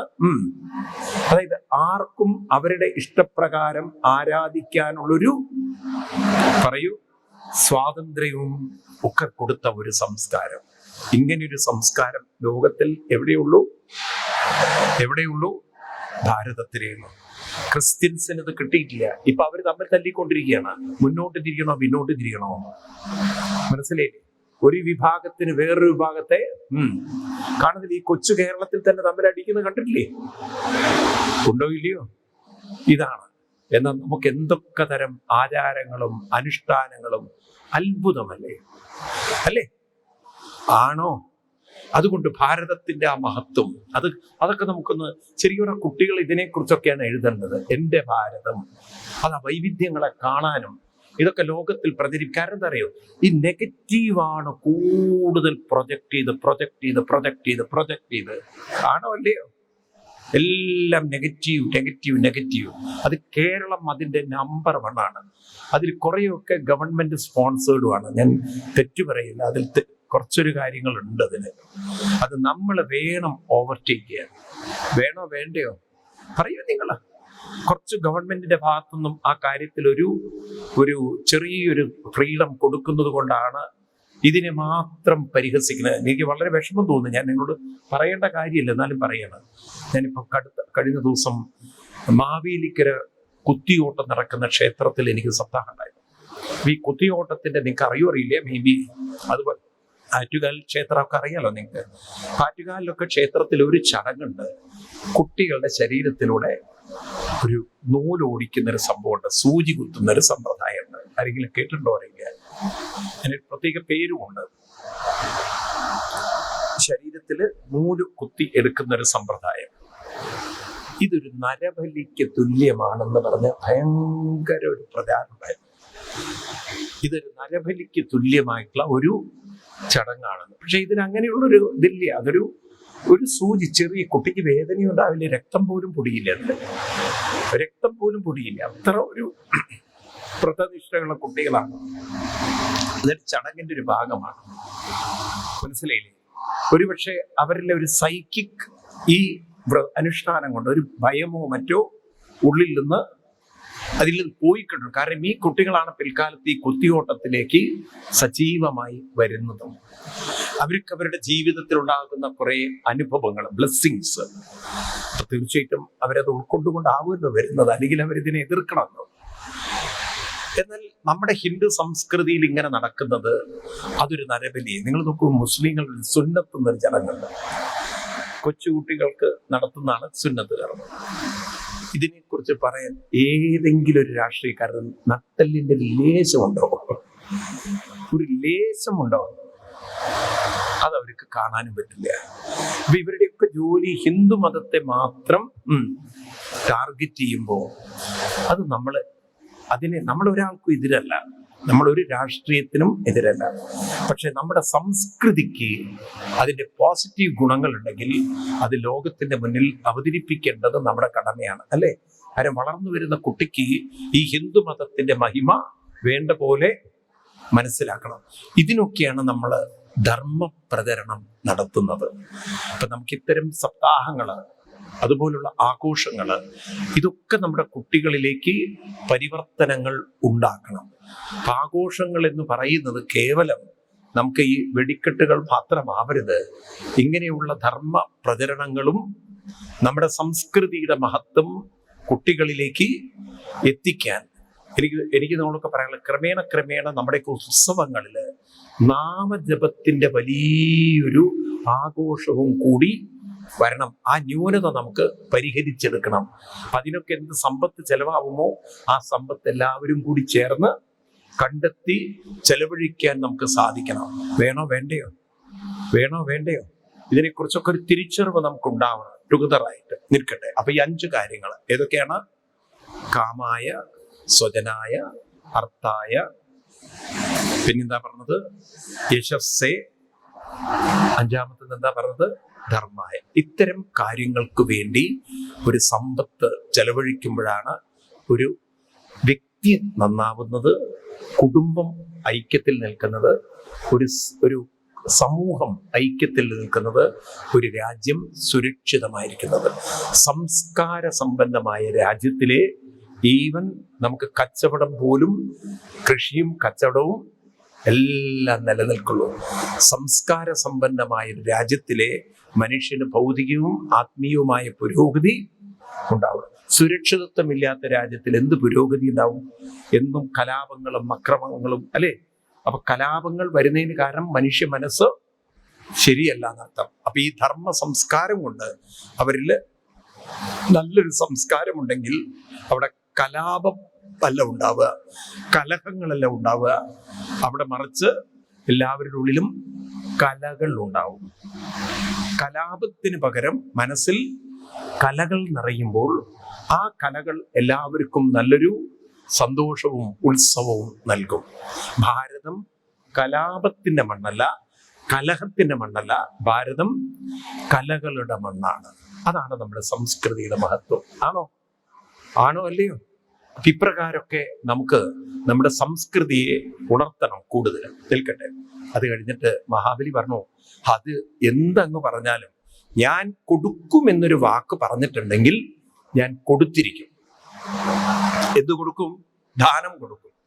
അയ്യോ മഹാബലി, ഇത് മുഴുവൻ കൊടുത്താൽ നിന്റെതെല്ലാം നഷ്ടപ്പെടും.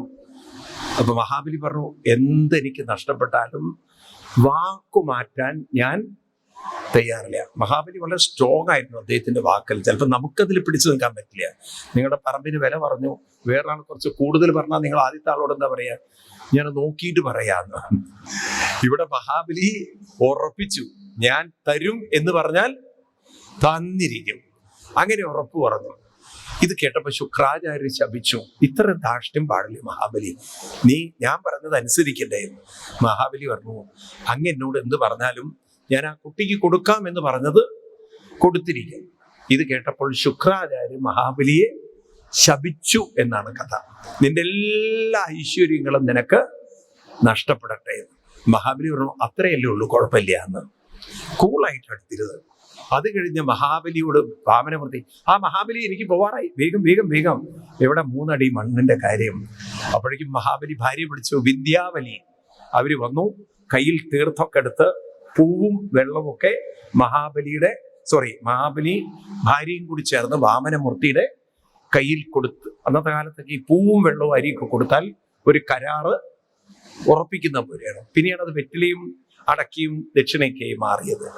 അപ്പോ ഇങ്ങനെ കൊടുത്തതും പിന്നെ ഭഗവാൻ ആ ഒരു രൂപമൊക്കെ അങ്ങോട്ട് മാറ്റി വിശ്വരൂപത്തെ എടുത്തപ്പോഴല്ലേ മഹാബലിക്ക് മനസ്സിലായത് ഇത് ലേസർ അളക്കുന്ന സാധനമാണെന്നുള്ളത്.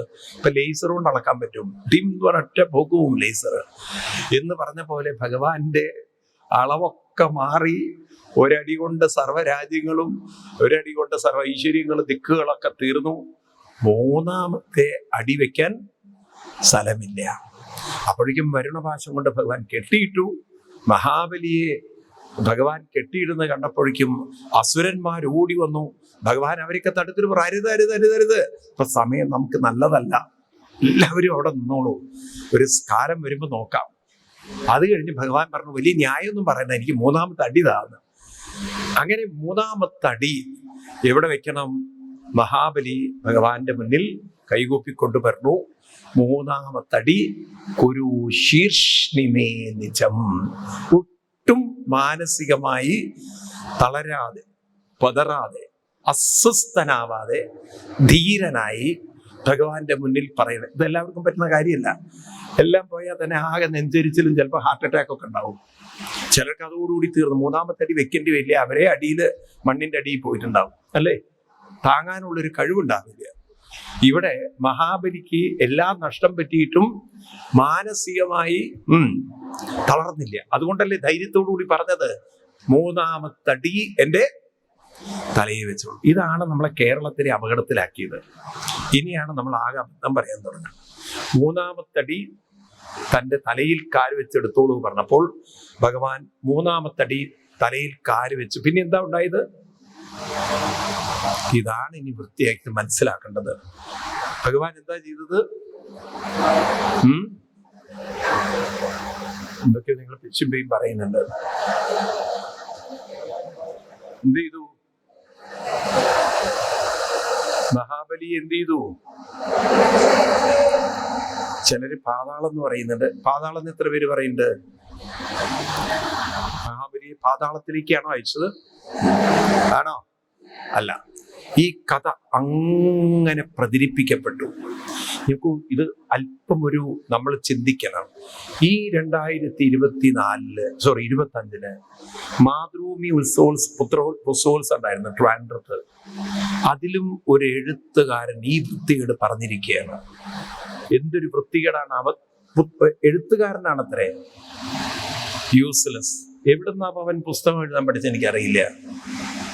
എന്തൊരു വിവരദോഷിത്തരാണ്. ഞാൻ മാതൃഭൂമിക്ക് എഴുതാൻ പോകുന്നുണ്ട് അതിനെക്കുറിച്ച്. ഇങ്ങനെയുള്ളവരൊക്കെ എഴുതുകയാണെങ്കിൽ ഹിന്ദുക്കൾ കർക്കശമായിട്ട് നിരോധിക്കേണ്ടി, ഞങ്ങളുടെ പത്രയും നിർത്തിവെക്കേണ്ടിയിരുന്നതാണ്. അല്ല, തമാശയല്ല. നമ്മൾ കുറച്ചൊരു കർക്കശമാവണം ചില കാര്യത്തില്. മനസ്സിലായില്ലേ? ഞാനൊരിക്കല് കണ്ണൂരിൽ സപ്താഹം നടത്തുകയാണ്. അപ്പൊ അവര് വന്ന് റിപ്പോർട്ട് ചെയ്തൊരു വേണ്ടാത്ത കാര്യം. ഞാൻ അയാളുടെ ഏജന്റിനെ വിളിച്ചു പറഞ്ഞോന്ന് 1000 വീടുകളുടെ സബ്സ്ക്രിപ്ഷൻ ഇന്ന് നിർത്തുന്നത്.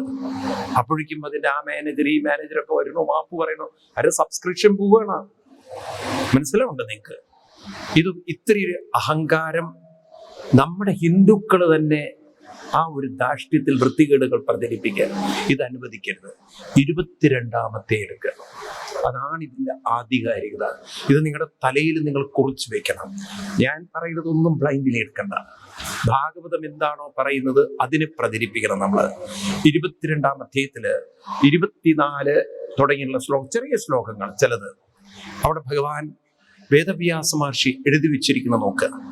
ഭഗവാൻ ഈ മഹാബലിയെ അനുഗ്രഹിച്ചുകൊണ്ട് പറയണ ബ്രഹ്മൻ 24ാം ശ്ലോകം. ബ്രഹ്മൻ യം അനുഗൃഹാമി. ഞാൻ ബ്രഹ്മാവൊപ്പം വന്നിട്ട് ചോദിക്കുകയാണ്, എന്താ ചെയ്യുന്നത് ഭഗവാനെ എന്ന്. അപ്പൊ പറയണം, ബ്രഹ്മാവേ, ഞാൻ ഈ മഹാബലിയെ അനുഗൃഹാമി. അതിന്റെ അർത്ഥം എന്താണ്? ശപിക്കുന്നു, ദ്രോഹിക്കുന്നു, ചവിട്ടിത്താഴ്ത്തുന്നു എന്നാണോ? ഞാൻ മഹാബലിയെ അനുഗ്രഹിക്കുകയാണ്. ഞാൻ കൂടുതൽ അങ്ങോട്ട് വിശദീകരിക്കില്ല. 28ാം ശ്ലോകത്തില് എന്തുകൊണ്ടാണ് ഈ മഹാബലി അനുഗ്രഹീതരാവാൻ കാരണം, അല്ലെങ്കിൽ what is the greatness in Mahabali? ഭഗവാൻ എന്താണ് മഹാബലിയിൽ കണ്ട മഹത്വം പറയാണ്. ഏഷ ദാനവ ദൈത്യാനാം അഗ്രണി. ഈ മഹാബലി ദാനവ ദൈത്യന്മാരിൽ, അസുര വർഗത്തിൽ വെച്ച് അഗ്രഗണ്യനാണ്. അഗ്രഗണ്യൻ എന്ന് വെച്ചാൽ ഏറ്റവും ഉന്നതനാണ്. ഭഗവാൻ അത്ര ഉയർത്തിയിട്ടാ കാണുന്നത്. എന്നിട്ട് പറയുന്നു അജയ്ഷൽ. അജയ്ഷ് എന്ന് പറഞ്ഞാൽ ജയിച്ചു എന്നാണ്. അജയാം മായാം. എന്റെ ജയിക്കാൻ പറ്റാത്ത മായ എന്ന് വെച്ചാൽ എന്റെ ഒരു ചതിയെ ഞാൻ പറ്റിച്ചു. ഇവനെ ചെറിയ രൂപത്തിൽ വന്ന് വലിയ രൂപത്തിൽ ഞാൻ ഇവന്റെ സമ്പത്തെല്ലാം അപഹരിച്ചിട്ട് ഇവൻ മാനസികമായി അല്പം പോലും തളർന്നു. നോക്കൂ നിങ്ങൾ, സീതന്നഭിനമുഹ്യതി എന്നാണ്. ഇവൻ ഒരിക്കലും മാനസികമായി തളർന്നില്ല എന്നാണ്. അപ്പൊ ഒരു പഠിക്കേണ്ടത് എന്താ? ഈ മഹാബലി ചരിത്രം നമ്മളെ പഠിപ്പിക്കുന്നത് എന്താണ്? ഒരു മനുഷ്യന്റെ ഏറ്റവും വലിയ സമ്പത്ത് അവന്റെ മനസ്സാണെന്ന് മറന്നു പോകരുത്. ലോകം തോൽപ്പിച്ചാലും മാനസികമായി തോറ്റുപോകരുത്. ലോകം കൈവിട്ടാലും മനസ്സിനെ കൈവിടരുത്. ഒരു മനുഷ്യന്റെ ഏറ്റവും വലിയ സമ്പത്ത് അവന്റെ മനസ്സാണെന്ന് പഠിപ്പിക്കുന്ന കഥയാണ് മഹാബലി ചരിതം. മഹാബലി ഒരിക്കലും മാനസികമായി തളർന്നില്ല. പക്ഷെ മാനസികമായി തളരാതിരിക്കണമെങ്കിൽ ഇത് പറയാൻ വളരെ എളുപ്പമാണ്. കാരണം മനസ്സിപ്പോൾ നിൽക്കുന്നത്, നമ്മൾ പലരും കരുതിയിരിക്കുന്നത് ഈ മനസ്സെന്ന് പറയുന്നത് ഒരു സ്വതന്ത്രമാണെന്നാണ്. സ്വതന്ത്രമല്ലത്. ഈ മനസ്സിപ്പോൾ നിൽക്കുന്നത് സമ്പത്തിലും ബന്ധങ്ങളിലും നമ്മുടെ ശരീരത്തിലൊക്കെയാണ്. ശരീരത്തിന് വല്ലതും സംഭവിച്ചാൽ മനസ്സ് ഡിം. സമ്പത്ത് കയ്യിൽ നിന്ന് നഷ്ടപ്പെട്ടു പോയാൽ ആത്മഹത്യ പോലും ചെയ്യും മനുഷ്യൻ. കാരണം മനസ്സിപ്പോൾ നിൽക്കുന്നത് ഇതിലൊക്കെയാണ്. ഇങ്ങനെയുള്ള ഭൗതികമായ ആദിഭൗതിക ആദിദൈവിക ആധ്യാത്മികമായ സമ്പത്തുകളിൽ നിന്ന്, അതായത് ശരീരവും ഭൗതിക സ്വത്തുക്കളിലും ബന്ധങ്ങളിൽ നിൽക്കുന്ന മനസ്സിനെ അനുഷ്ഠാനത്തിലേക്ക് ഉറപ്പിക്കുന്ന ഒരാൾക്ക് മാത്രമേ എന്ത് തന്നെ നഷ്ടം വന്നാലും അനുഷ്ഠാനം ഉള്ള ആ ഒരു സംസ്കാരമുള്ള ആളുടെ മനസ്സൊരിക്കലും തളരുകയില്ല. ഇന്ന് നമ്മുടെ കുട്ടികൾ ആത്മഹത്യ ചെയ്യുന്നെങ്കിൽ ഒറ്റ ലൈനിലുള്ള ഉത്തരവുള്ളൂ: അനുഷ്ഠാനമില്ലാത്ത ജീവിതം ദുർബല മനസ്സിന്റെ ജീവിതമാണ്. അനുഷ്ഠാനമില്ലേ ദുർബല മനസ്സാണ്. ദുർബല മനസ്സാണോ ദുരന്തങ്ങളിൽ തകരണം. അതുകൊണ്ട് കോർത്തു വെക്കേണ്ടത് എവിടെയാണ്? ഒരു കൃത്യമായ അനുഷ്ഠാനം. ഭാഗവതത്തില് ഈ മഹാബലിക്ക് വല്ല അനുഷ്ഠാനം ഉണ്ടോ എന്നാണെങ്കിൽ വ്യാസഭഗവാൻ പറയുന്നു, ഈ മഹാബലിക്ക് ഒരു അനുഷ്ഠാനം ഉണ്ട് എന്നാണ്. 12 പേർക്ക് ഭാഗവതം അറിയാമെന്നാണ്. ദ്വാദശേതേ വിജാനീമോ ധർമ്മം ഭാഗവതം പട. ഇത് വരുന്നത് 6-ാം സ്കന്ധത്തിൽ 3-ാം അധ്യായത്തിൽ 21-ാമത് ശ്ലോകത്തിലാണ്. അവിടെ 21, 22 ശ്ലോകത്തിൽ പറയും, ദ്വാദശേതേ വിജാനീമോ ധർമ്മം ഭാഗവതം പട ശുദ്ധം ദുർബോധം യജ്ഞാത്വാ അമൃതമശ്രുതേ. ആരൊക്കെയാണ് അറിയുന്നവര്? സ്വയംഭൂ നാരദ ശംഭു കുമാര കപിലോ മനോ പ്രഹ്ലാദോ ജനകോ ഭീഷ്മോ ബലി വയ്യാസകി വയം ഏതേ ദ്വാദശം. ഇപ്രകാരം 12 പേർക്ക് ഭാഗവതം അറിയാം. ഭാഗവത ധർമ്മം അനുഷ്ഠിക്കുന്നവരാണ് അവര്. ഇപ്പൊ മഹാബലി വെറുതെ അങ്ങോട്ട് തളരാതിരുന്നതല്ല, ഒരു കൃത്യമായ അനുഷ്ഠാനം ഉണ്ടായിരുന്നു. ഒരു കാര്യം കൂടി നിങ്ങളുടെ ശ്രദ്ധയിലേക്ക് വരുത്തുകയാണ്. ഭഗവാൻ ബ്രാഹ്മണരിൽ വെച്ച് സർവശ്രേഷ്ഠ ബ്രാഹ്മണനായി കണ്ടത്, ഭഗവാൻ പറയുന്നു, ബ്രാഹ്മണരിൽ ഏറ്റവും സർവശ്രേഷ്ഠ ബ്രാഹ്മണൻ ആരാണ്? അതായത് ബ്രാഹ്മണ സംസ്കാരമുള്ള ഒരാളെ ഭഗവാൻ പറയുന്നത് ആരായിട്ടാണെന്നറിയോ? ഭാഗവതം 11-ാം സ്കന്ധം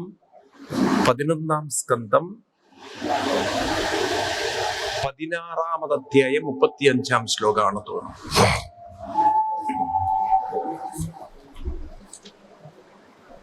16-ാം അധ്യായത്തിൽ 35-ാം ശ്ലോകം കറക്റ്റാണ്.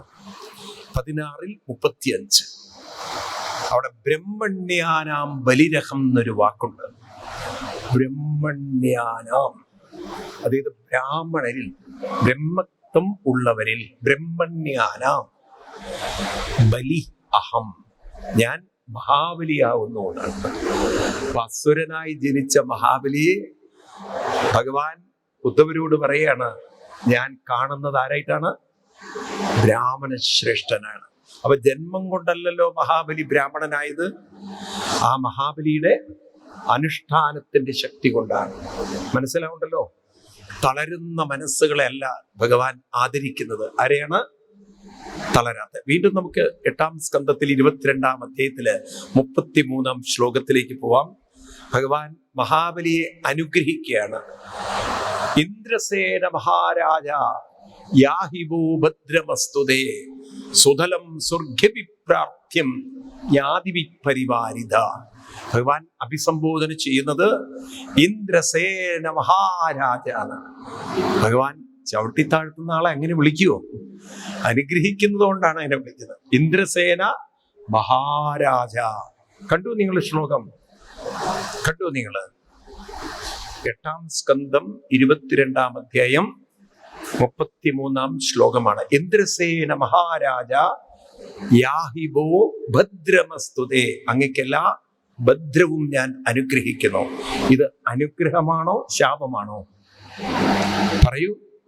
അനുഗ്രഹമാണ്. എന്നിട്ട് പറയണത് സുതലം സ്വർഗ്ഗവിപ്രാപ്ത്യം. ഈ വാക്ക് നമ്മൾ പ്രചരിപ്പിക്കണം. വെറും സുതലല്ല, സ്വർഗ്ഗവിപ്രാപ്ത്യം സുതലം. എടുത്തു പറയണത് സ്വർഗ്ഗവി എന്നാൽ സ്വർഗത്തേക്കാൾ ഉന്നതമായ, സ്വർഗത്തേക്കാൾ സർവശ്രേഷ്ഠമായ, സ്വർഗത്തേക്കാൾ ഉപരിയായ സുതലം അങ്ങക്ക് ഞാൻ ജ്ഞാതിവി പരിവാരിത. ബന്ധുക്കളോടുകൂടി പോയാൽ.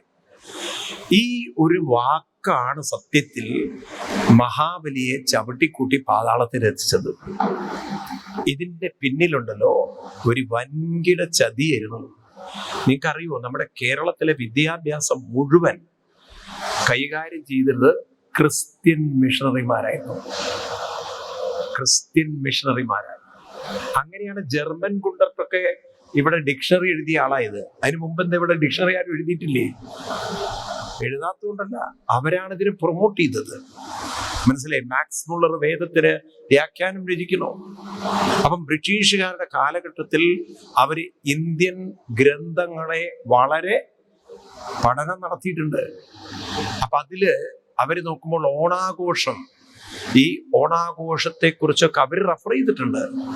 അപ്പൊ അവർക്ക് മനസ്സിലായി, സ്വർഗത്തേക്കാൾ ശ്രേഷ്ഠമായൊരു സുതലം എന്ന് പ്രചരിക്കപ്പെട്ടാൽ പിന്നെ ക്രിസ്തു മതത്തിന്റെ സ്കൂൾ അടച്ചിടേണ്ടിയിരുന്നു. കാരണം അവർക്ക് സ്വർഗം വരെയുള്ളൂ അവരുടെ സ്റ്റേഷൻ. ഇതിപ്പോ സ്വർഗത്തിനും അപ്പുറത്ത് എവിടേക്ക് കടന്നു? സുതലത്തിലേക്ക് കടന്നു എന്ന് പറയുമ്പോൾ മനസ്സിലാവുണ്ട നിനക്ക്, നാളെ അവരുടെ തലമുറ ചോദിക്കും, ഈ ഓണാഘോഷം പഠിപ്പിക്കുന്നത് സ്വർഗത്തിനും ഉപരിയായ സുതലത്തിലേക്ക് മഹാബലി പോയി എന്നാണല്ലോ. അപ്പൊ നമ്മുടെ ബൈബിളിൽ ഈ പറയുന്ന സ്വർഗം മാത്രമല്ലേ ഉള്ളൂ, ഇതിനപ്പുറത്തേക്ക് എന്താ പറയാനുള്ളത് വെച്ച് കഴിഞ്ഞാൽ പള്ളിയിലെ അച്ഛന്മാർ എന്ത് പറയും? മനസ്സിലാവുണ്ടല്ലോ. അപ്പൊ അവർക്ക് ഒരു കാര്യം മനസ്സിലായി, സ്വർഗത്തിനപ്പുറത്തേക്ക് മഹാബലി പോണ്ട. അതിന് പകരം മഹാബലിയെ വലിയൊരു കുഴൽക്കിണറിന്റെ മുകളിലിരുത്തി ഒറ്റ ചവിട്ടാണ്. മഹാബലി എവിടെ എത്തി? വിവരമില്ലാത്ത ഹിന്ദുക്കള്, നമ്മളെ പോലുള്ള മൂഢന്മാര് അത് ഏറ്റുപാടി. സത്യത്തിൽ നമ്മൾ ചെയ്തത് വ്യാസനിന്ദയല്ലേ? വ്യാസൻ എന്ന മഹാപ്രതിഭ, ആ മഹാഗുരു എഴുതി വെക്കാത്തൊരു കാര്യം ചവിട്ടി താഴ്ത്തി എന്ന് നമ്മൾ പ്രചരിപ്പിച്ചിട്ടുണ്ടെങ്കിൽ അതൊരു ഗുരുത്വ ദോഷമല്ലേ? എന്താ ഒന്നും ഇണ്ടാത്തത്? വാമനാവതാരം ചെയ്യാത്തൊരു മഹാപരാധം ആ വാമനമൂർത്തിയുടെ മേൽ അടിച്ചേൽപ്പിച്ച് അതൊരു നിന്ദയല്ലേ നമ്മൾ ചെയ്തത്? എന്താ ഒന്നും ഇണ്ടാത്തത്? ആണോ? അതേപോലെ തന്നെ നിങ്ങൾ നോക്കൂ, ഈ ഭാഗവതം എന്നൊരു കൃതിയോട് നമ്മളൊരു അവജ്ഞയല്ലേ ചെയ്തത്? ആണോ? നമ്മുടെ സംസ്കാരത്തോട് നമ്മളൊരു നിന്ദയല്ലേ ചെയ്തത്? ആണോ? അതുകൊണ്ട് ഈ തെറ്റൊരിക്കലും പ്രചരിപ്പിക്കരുത്, ഒരു ഗുരുത്വ ദോഷം ഉണ്ടാക്കരുത്, ഇല്ലാത്തത് പ്രചരിപ്പിക്കരുത്. അതുകൊണ്ടാണ് ആ ശ്ലോകം ഞാൻ കാണിച്ചു തന്നത്. 33-ാം ശ്ലോകം കണ്ണെടുത്ത് നോക്കൂ നിങ്ങൾ, കണ്ണ് തുറന്നു നോക്കൂ നിങ്ങൾ, സൂക്ഷിച്ചു വായിക്കൂ നിങ്ങൾ, ശ്രദ്ധയോടെ വായിക്കൂ. അപ്പൊ കാണാം, ഇന്ദ്രസേന മഹാരാജ യാഹിബോ ഭദ്രമസ്തുതേ സുതലം സ്വർഗ്ഗവിപ്രാപ്ത്യം ജ്ഞാതിഭി പരിപാലിത. ഭഗവാൻ ഒരിക്കലും മഹാബലിയെ പാതാളത്തിലേക്ക് പറയൂ ചവിട്ടി താഴ്ത്തിയിട്ടുണ്ടോ? ഇല്ല. ഇത് മാറ്റി മാറ്റി പ്രചരിപ്പിച്ച് നമ്മൾ പറയണം. സുതലം വെറുതെ സുറുതലല്ല. എങ്ങനെയുള്ള സുതലം? സ്വർഗത്തേക്കാൾ സർവശ്രേഷ്ഠമായ സുതലം. ഈ സ്വർഗം വരെയുള്ളൂ ലോകം എന്നുള്ളൊരു ചിന്തയാണ് സെമിറ്റിക് മതങ്ങളുടെ കാഴ്ചപ്പാട്. മനസ്സിലായില്ലേ? ഇസ്ലാം മതത്തിനും ക്രിസ്തു മതത്തിനൊക്കെ ഉള്ള കാഴ്ചപ്പാട്. അത് എന്തോ നമ്മുടെ ആചാര്യന്മാരും വേണ്ടത്ര അറ്റൻഷൻ ഇതിൽ കൊടുത്തില്ല. ഒന്നെനിക്ക് നിങ്ങളോട് പറയാനുള്ളത്, എത്ര ആര് ശ്രമിച്ചാലും ഭാഗവത കഥകളെ വളച്ചൊടിച്ചാലും കാലം ആരെ കൊണ്ടെങ്കിലും ഈ സത്യം വെളിപ്പെടുത്തും. ഇന്നല്ലെങ്കിൽ നാളെ അത് വെളിപ്പെടുത്തിക്കൊണ്ടേയിരിക്കും. എന്റെയും നിങ്ങളുടെയൊക്കെ ജോലി ഈ കാര്യം സമൂഹത്തിന്റെ മുന്നിൽ വെളിപ്പെടുത്തിക്കൊണ്ടിരിക്കുക എന്നതാണ്. മനസ്സിലാവുണ്ടോ? അന്നത്തെ പള്ളിയിൽ അച്ഛന്മാർ അറിഞ്ഞിട്ടുണ്ടാവില്ല പിൽക്കാലത്ത് ഒരു സ്വാമി ഉദിച്ച് തന്നെ വരും എന്നുള്ളത്. അവർക്കറിയില്ലാവില്ലായിരിക്കും. മനസ്സിലായില്ലേ? ഞാൻ കൈയടിക്കണ്ട. അതൊക്കെ ഒരു ഭഗവാന്റെ നിയോഗം കൊണ്ട് നമുക്ക് തെളിഞ്ഞു കിട്ടുന്നു. ചില ഗുരുക്കന്മാരെ കാണിച്ചു തരുന്നു. നമ്മുടേത് എന്തുണ്ട്? നമ്മളൊന്നുമല്ല. ഓരോ ഗുരുക്കന്മാരെ കാണിച്ചു തരുന്നതിനെ എടുത്ത് പറയണോ മാത്രം. ഇതെല്ലാം ഗുരുക്കന്മാരുടെ ഒരു ഗുരുത്വം, അത്രയേ ഉള്ളൂ. മനസ്സിലായില്ലേ? അപ്പൊ അതുകൊണ്ട് എന്റെയും നിങ്ങളുടെയും ജോലിയാണ്. ഇനി ആരും ഇതിനെ ദുർവ്യാഖ്യാനം ചെയ്യാൻ നമ്മള് പറയൂ അനുവദിക്കരുത്. ഉറപ്പല്ലേ? ആണോ? കേട്ടിട്ട് മിണ്ടാതിരിക്കുവോ? എല്ലാവരും അതിനെ, അതുകൊണ്ട് ആ ശ്ലോകം നിങ്ങളുടെ തലയിൽ ഞാൻ ഉറപ്പിച്ചു തരുന്നത്. ഇന്ദ്രസേന മഹാരാജ യാഹിബോ ബദ്ധമസ്തുതേ സുതലം സ്വർഗ്ഗവിപ്രാപ്ത്യം ജ്ഞാതിഭി പരിവാരിത എന്ന ശ്ലോകം മാത്രം നോക്കിയാൽ മതി. ഭഗവാൻ പാവം ഒരിക്കലും മഹാബലിയെ താഴ്ത്തുകയല്ല ചെയ്തത്, വാനോളം ഉയർത്തി അനുഗ്രഹിച്ച് അത്ര ഒരു ധന്യതയാർന്ന ഒരു കഥയാണ് മഹാബലി ചരിതം. അപ്പൊ എന്താ ഈ കഥയിൽ പഠിപ്പിക്കുന്നത് ചോദിച്ചു കഴിഞ്ഞാൽ, 2 അടി ഭഗവാൻ അളന്നു, 3-ാമത്തടി ഭഗവാൻ അദ്ദേഹത്തിനെ ഉയർത്തി എന്നാണ്. ഈ 2 അടി എന്നത് കാലത്തിന്റെ 2 അടിയാണ്. ഇപ്പോൾ ഓർക്കണം, കാലം നമുക്ക് 2 അടി എപ്പോഴും അളന്നുകൊണ്ടിരിക്കുകയാണ്. 2 കാര്യങ്ങൾ നമ്മുടെ കൈവശം ഉണ്ടാവില്ല എന്നെപ്പോഴും ഓർത്തോണം. ആരോഗ്യവും ഉണ്ടാവില്ല, സമ്പത്തും ഉണ്ടാവില്ല. ഓർത്തോളൂ, അത് ബന്ധു സമ്പത്തായാലും ശരി, ധനസമ്പത്തായാലും ശരി, ഇതൊന്നും എന്നും കൂടെ ഉണ്ടാവില്ല. കാലം അളന്നെടുത്ത് മാറ്റും.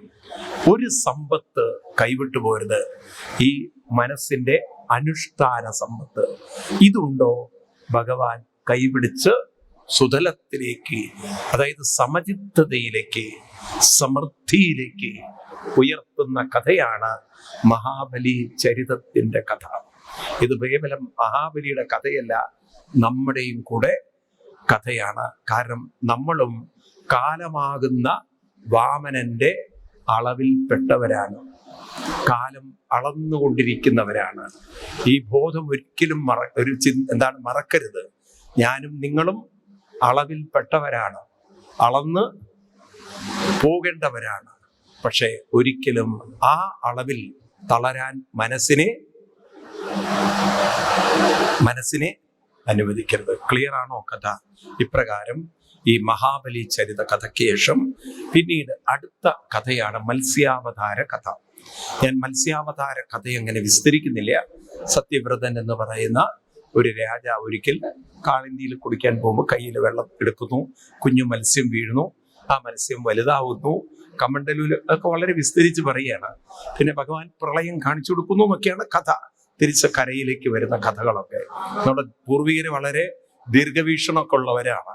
അതുകൊണ്ടാണ് ക്ഷേത്രത്തിൽ ഈ മുകളില് ഈ ശ്രീകോവിലിന്റെ ഒക്കെ മുകളില് നിങ്ങൾ കാണും, ഈ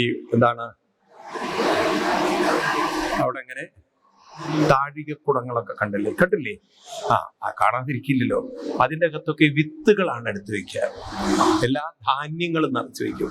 അതൊക്കെ എന്തിനാന്ന് വെച്ച് കഴിഞ്ഞാൽ, ഏതെങ്കിലും ഒരു കാലത്ത് എന്തെങ്കിലും പ്രളയമോ മറ്റോ വന്നു കഴിഞ്ഞാൽ വീണ്ടും വിതയ്ക്കാൻ ഇവിടെ ധാന്യങ്ങൾ ഉണ്ടാവണം. ആ ഒരു ദീർഘവീക്ഷണം പൂർവികർക്കുണ്ടായിരുന്നു. അപ്പൊ പലതരത്തിലുള്ള ധാന്യങ്ങളൊക്കെ നിറച്ച് അവരതിനെ സംരക്ഷിച്ചു വെക്കും. അപ്പൊ ഈ കഥ ഞാനൊന്ന് ചുരുക്കി പറയാം. ഈ മത്സ്യാവതാരം എന്ന് പറയുന്നത് നമ്മൾ ഇന്നത്തെ കാലത്ത് കുട്ടികൾക്ക് പറഞ്ഞു കൊടുക്കണം. പരിണാമ സിദ്ധാന്തം എന്ന മനുഷ്യ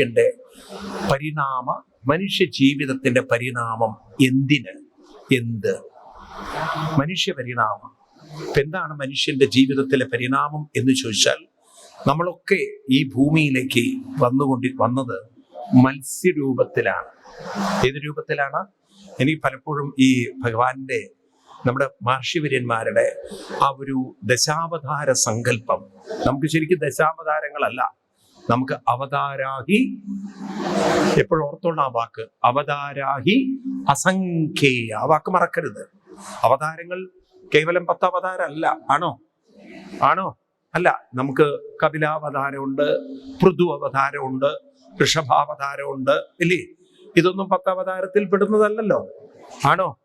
അപ്പൊ അനവധി അവതാരങ്ങൾ. എന്നാ പിന്നെ എന്തിനാ ഈ 10 എടുത്തു പറഞ്ഞത്?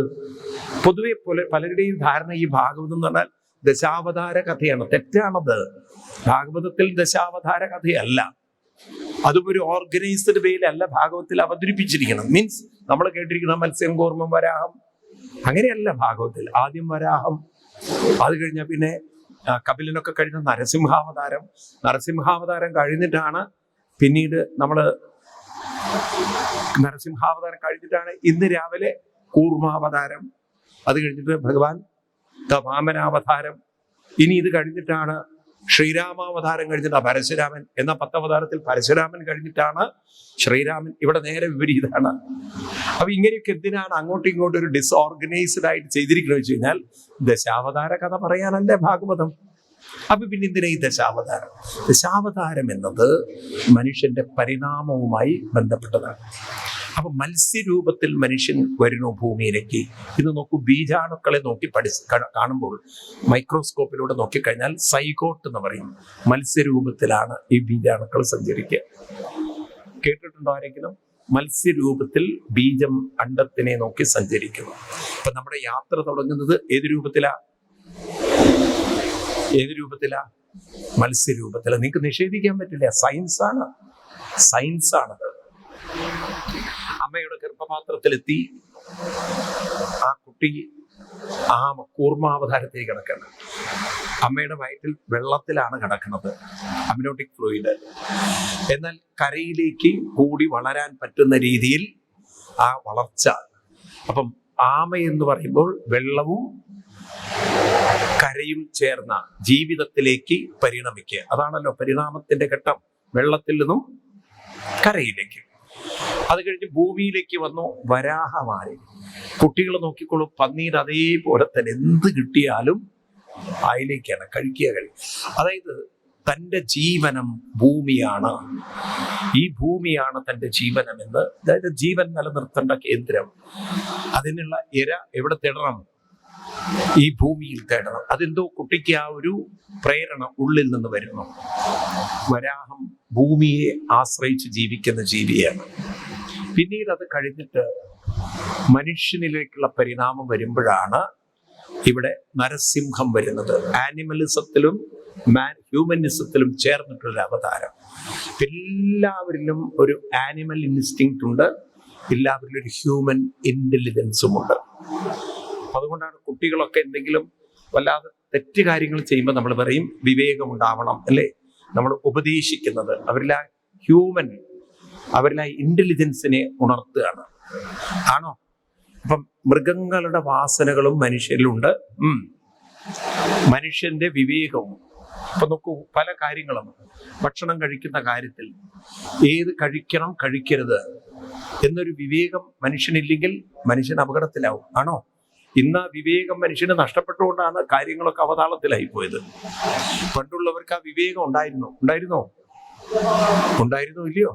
ഇന്നത് നഷ്ടപ്പെട്ടു പോയി. ഗർഭിണികൾ ഏത് കഴിക്കണം എന്നുള്ളൊരു വിവേകം ഇല്ലേ? എന്നാ പണ്ടില്ലായിരുന്നോ? ഉണ്ടായിരുന്നോ? അപ്പോ അതൊക്കെ ഗർഭസ്ഥ ശിശുവിനെ സംരക്ഷിക്കണം എന്നുള്ള വിവേകം, ആ വിവേക ബുദ്ധി മനുഷ്യന്റെയാണ്. അപ്പം ഒരു ജിംബാൻസിയോ അല്ലെങ്കിൽ ഒരു കുരങ്ങനെയൊക്കെ അവതരിപ്പിച്ചിട്ടാണല്ലോ, കുരങ്ങനല്ല, മറ്റൊരു എന്താണ് അതിന് പറയുക, ജിംബാൻസി പോലുള്ള സാധനത്തിലേക്ക് അവതരിപ്പിച്ചിട്ടാണ് ഡാർവിൻ പരിണാമത്തെ കൊണ്ടുവരുന്നത്. അത് കഴിഞ്ഞ് മനുഷ്യന്റെ ഇതിലേക്ക് വരുമ്പോൾ ഡാർഫ്, ഏറ്റവും ഉയരം കുറഞ്ഞ ഒരു രൂപത്തെയാണ് ഡാർവിൻ അവതരിപ്പിച്ചിരിക്കുന്നത്. അദ്ദേഹത്തിന്റെ പരിണാമ സിദ്ധാന്തത്തിൽ ഇവിടെ എക്സാക്ട്ലി നമുക്ക് കാണാൻ പറ്റും വാമനാവതാരം.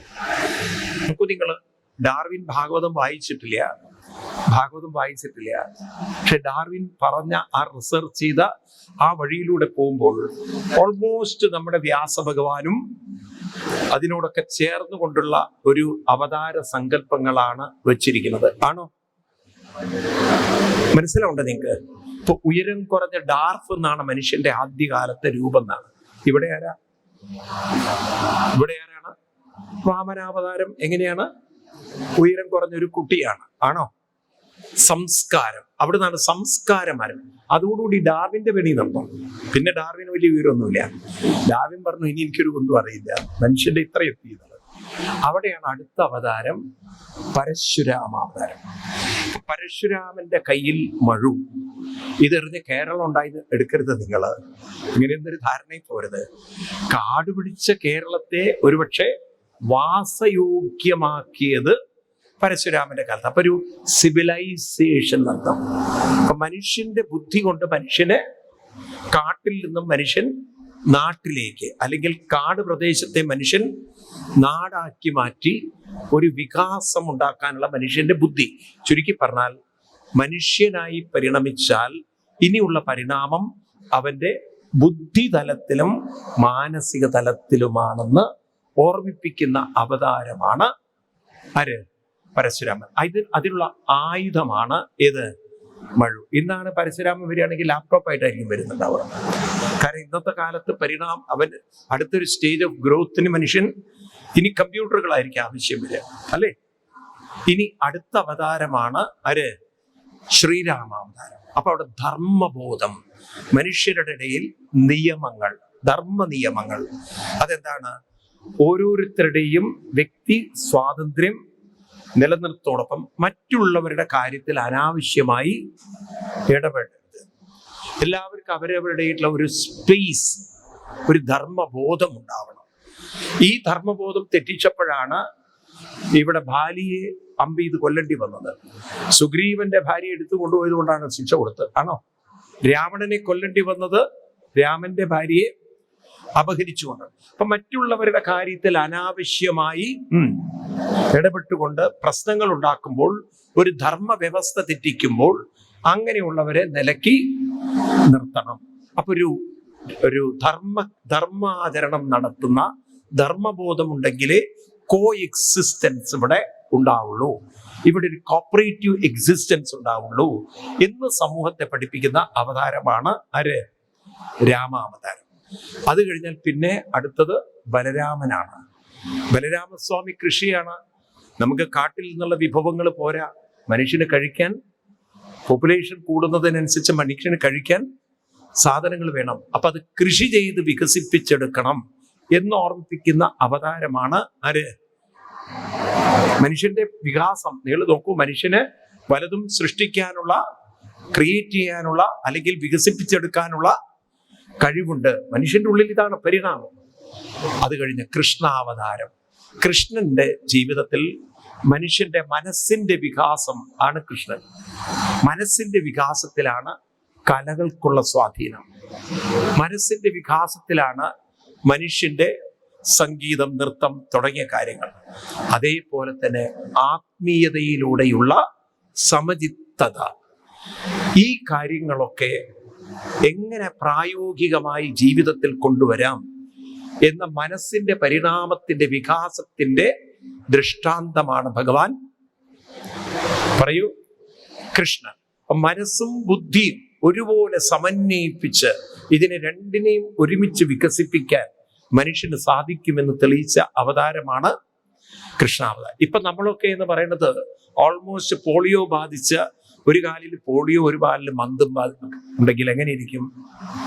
ഒരാളുടെ ഒരു കാലിൽ മന്ത്, മറ്റൊരു കാലിൽ പോളിയോ ബാധിച്ചാൽ എങ്ങനെ ഇരിക്കും നടത്തം? ഒരു കാല് ആനയുടെ കാല് പോലെ, മറ്റേ കാല് എല്ലിച്ചിട്ടൊരു കാല്. ഇയാളോട് നടക്കാൻ പറഞ്ഞാൽ എങ്ങനെ ഇരിക്കും? ഇതാണ് ഇന്നത്തെ തലമുറകളുടെ അവസ്ഥ. ബുദ്ധിപരമായ ഒരുപാട് അറിവുകൾ, ഇൻഫർമേഷൻ, എന്നാൽ മാനസികമായി വളരെയധികം ദുർബലത. ശരിയാണോ? ശരിയാണോ? അപ്പൊ ബുദ്ധിപരമായി എന്തൊക്കെയോ അക്കാഡമിക് ഇൻഫർമേഷൻ ഉണ്ട്, കുറെ നോളജ് ഉണ്ട്, ഗൂഗിൾ നോളജ് ഉണ്ട്, മനസ്സിലായില്ലേ? പക്ഷെ മാനസികമായി വളരെയധികം പോളിയോ ബാധിച്ചിരിക്കുക. ചെറിയൊരു കാറ്റ് തട്ടിയാൽ, പ്രശ്നം തട്ടിയാൽ ആത്മഹത്യ. അതിൽ ഇന്ന് ടീച്ചർ ആത്മഹത്യ എന്ന വാർത്തയാണ് രാവിലെ പത്രത്തിലുള്ളത്. ടീച്ചറാണ് പഠിപ്പിച്ചു കൊടുക്കേണ്ടത് ജീവിതത്തെ കുറിച്ച്. ആ ടീച്ചറേ തൂങ്ങിച്ചാവണം. കലക്ടറാണ് തൂങ്ങിച്ചാവണത്. റേഡിയം തൂങ്ങിച്ചത്തിരിക്കുന്നു കണ്ണൂരില്. ആരോ പഞ്ചായത്ത് പ്രസിഡന്റ് എന്തോ പറഞ്ഞപ്പോ ഇത് അയാൾ പോയി തൂങ്ങിയിട്ടുണ്ട്. ഒരു തമാശയായിട്ടൊരു കഥ പറയും. വീട്ടിൽ രാവിലെ തന്നെ അമ്മ വിളിക്കുക, അപ്പോ എണീക്കടാ, സമയായി, സ്കൂളിൽ പോണ്ടേ, നീ എന്തെങ്ങനെ അലസനായി കിടക്കണത്? എണീക്ക്, നീ കുളിച്ച് തയ്യാറാവ്, നീ സ്കൂളിൽ പോണ്ടേ എന്ന്. അപ്പൊ ഇത് റോഡിൽ കൂടെ പോകുന്നവർ വിചാരിക്കുന്നത് ചെറിയ കുട്ടി എന്തോ രാവിലെ ഇങ്ങനെ മടി പിടിച്ച് കിടക്കുകയാണ്, അതുകൊണ്ടാണ് അമ്മ വിളിക്കുന്നത്. ഈ അമ്മ വിളിക്കുന്നത് 52 വയസ്സുള്ള ഹെഡ്മാസ്റ്ററെയാണ്, സ്കൂളിലെ ഹെഡ്മാസ്റ്ററെയാണ്.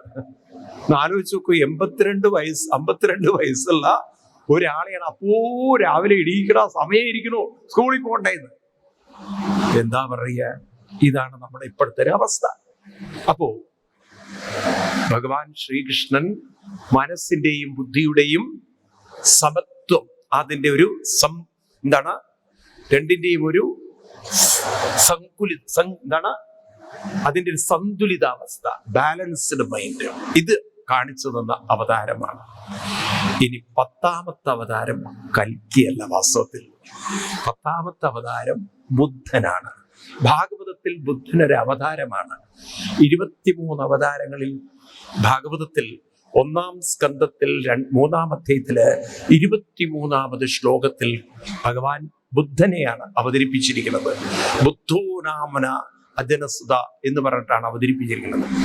ഇന്ന് നിങ്ങൾ രാമക്ഷേത്രത്തിൽ പോയാൽ, അയോധ്യയിൽ പോയാൽ, ശ്രീരാമസ്വാമിയുടെ ആ വിഗ്രഹം ഉണ്ടാക്കിയപ്പോൾ അതിൻ്റെ ഒരു പ്രഭാവലയം ഉണ്ടാക്കുമ്പോൾ ആ പ്രഭാവലയത്തില് അവതാരങ്ങളെ കൊത്തിവെച്ചപ്പോൾ 10ാമത്തെ അവതാരമായി കൊത്തിവെച്ചിരിക്കുന്നത് ബുദ്ധനെയാണ്. മനസ്സിലായില്ലേ? അഷ്ടപതി എഴുതിയ ജയദേവ കവികളും 10ാമത്തെ അവതാരമായി എഴുതി വെച്ചിരിക്കുന്നത് ബുദ്ധസ്വരൂപ ജയദേവ ഹരേ, ബുദ്ധരൂപത്തിലിരിക്കുന്ന ഭഗവാനെയാണ്. അപ്പം ബുദ്ധൻ 10ാമത്തെ അവതാരമാണെന്ന് പറയാൻ കാരണം പൂർണ്ണതയുടെ അവതാരം എന്ന് വെച്ചാൽ ബോധോദയം ഉണർന്ന അവതാരമാണ്. ആര്? മനുഷ്യ ജീവിതത്തിന്റെ ആത്യന്തിക ലക്ഷ്യം ബോധോദയമാണ്, പൂർണ്ണതയാണ്, ബ്രഹ്മപ്രാപ്തിയാണ്.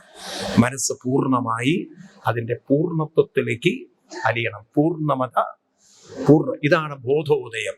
ഇതിനാണ് മനുഷ്യൻ ഭൂമിയിൽ വന്നതെന്ന് ഡാർവിൻ അറിയില്ല, ഭാരതീയർക്കറിയാമായിരുന്നു. അതുകൊണ്ട് ഡാർവിൻ നിർത്തിവെച്ചിടത്തുനിന്ന് നമ്മളാണ് തുടങ്ങേണ്ടത്. നമ്മുടെ കുട്ടികൾക്ക് അറിയണം, evolution is for final transformation of life and evolution is for the ultimate enlightenment of life.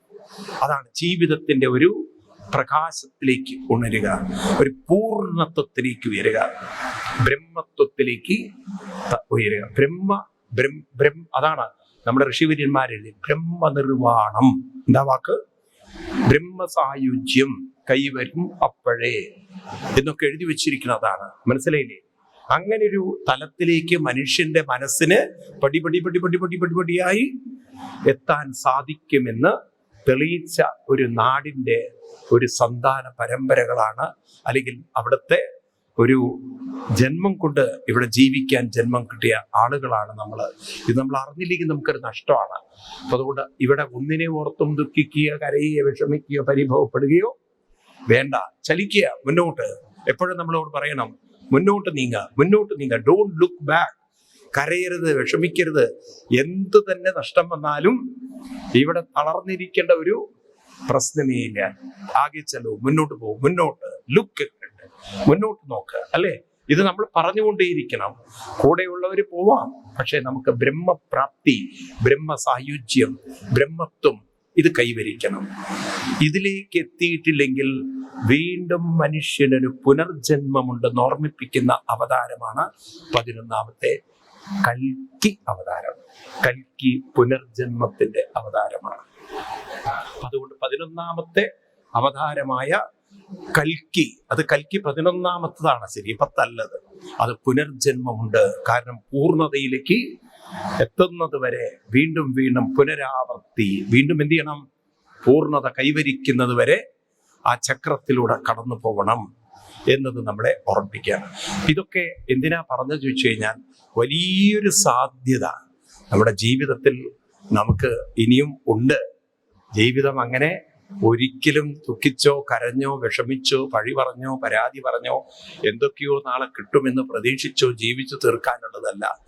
ഇവിടെ ജപിച്ചും അനുഷ്ഠിച്ചും മനസ്സിനെ പാകപ്പെടുത്തി അതിൻ്റെ ഉറവിടത്തിലേക്ക്, സോഴ്സിലേക്ക്, അത് വന്നിടത്തേക്ക് അതിനെ തിരിച്ചെത്തിക്കുക എന്നുള്ള ഒരു വലിയ മഹാദൗത്യമാണ് നമുക്ക് ഓരോരുത്തർക്കും ഉള്ളത്.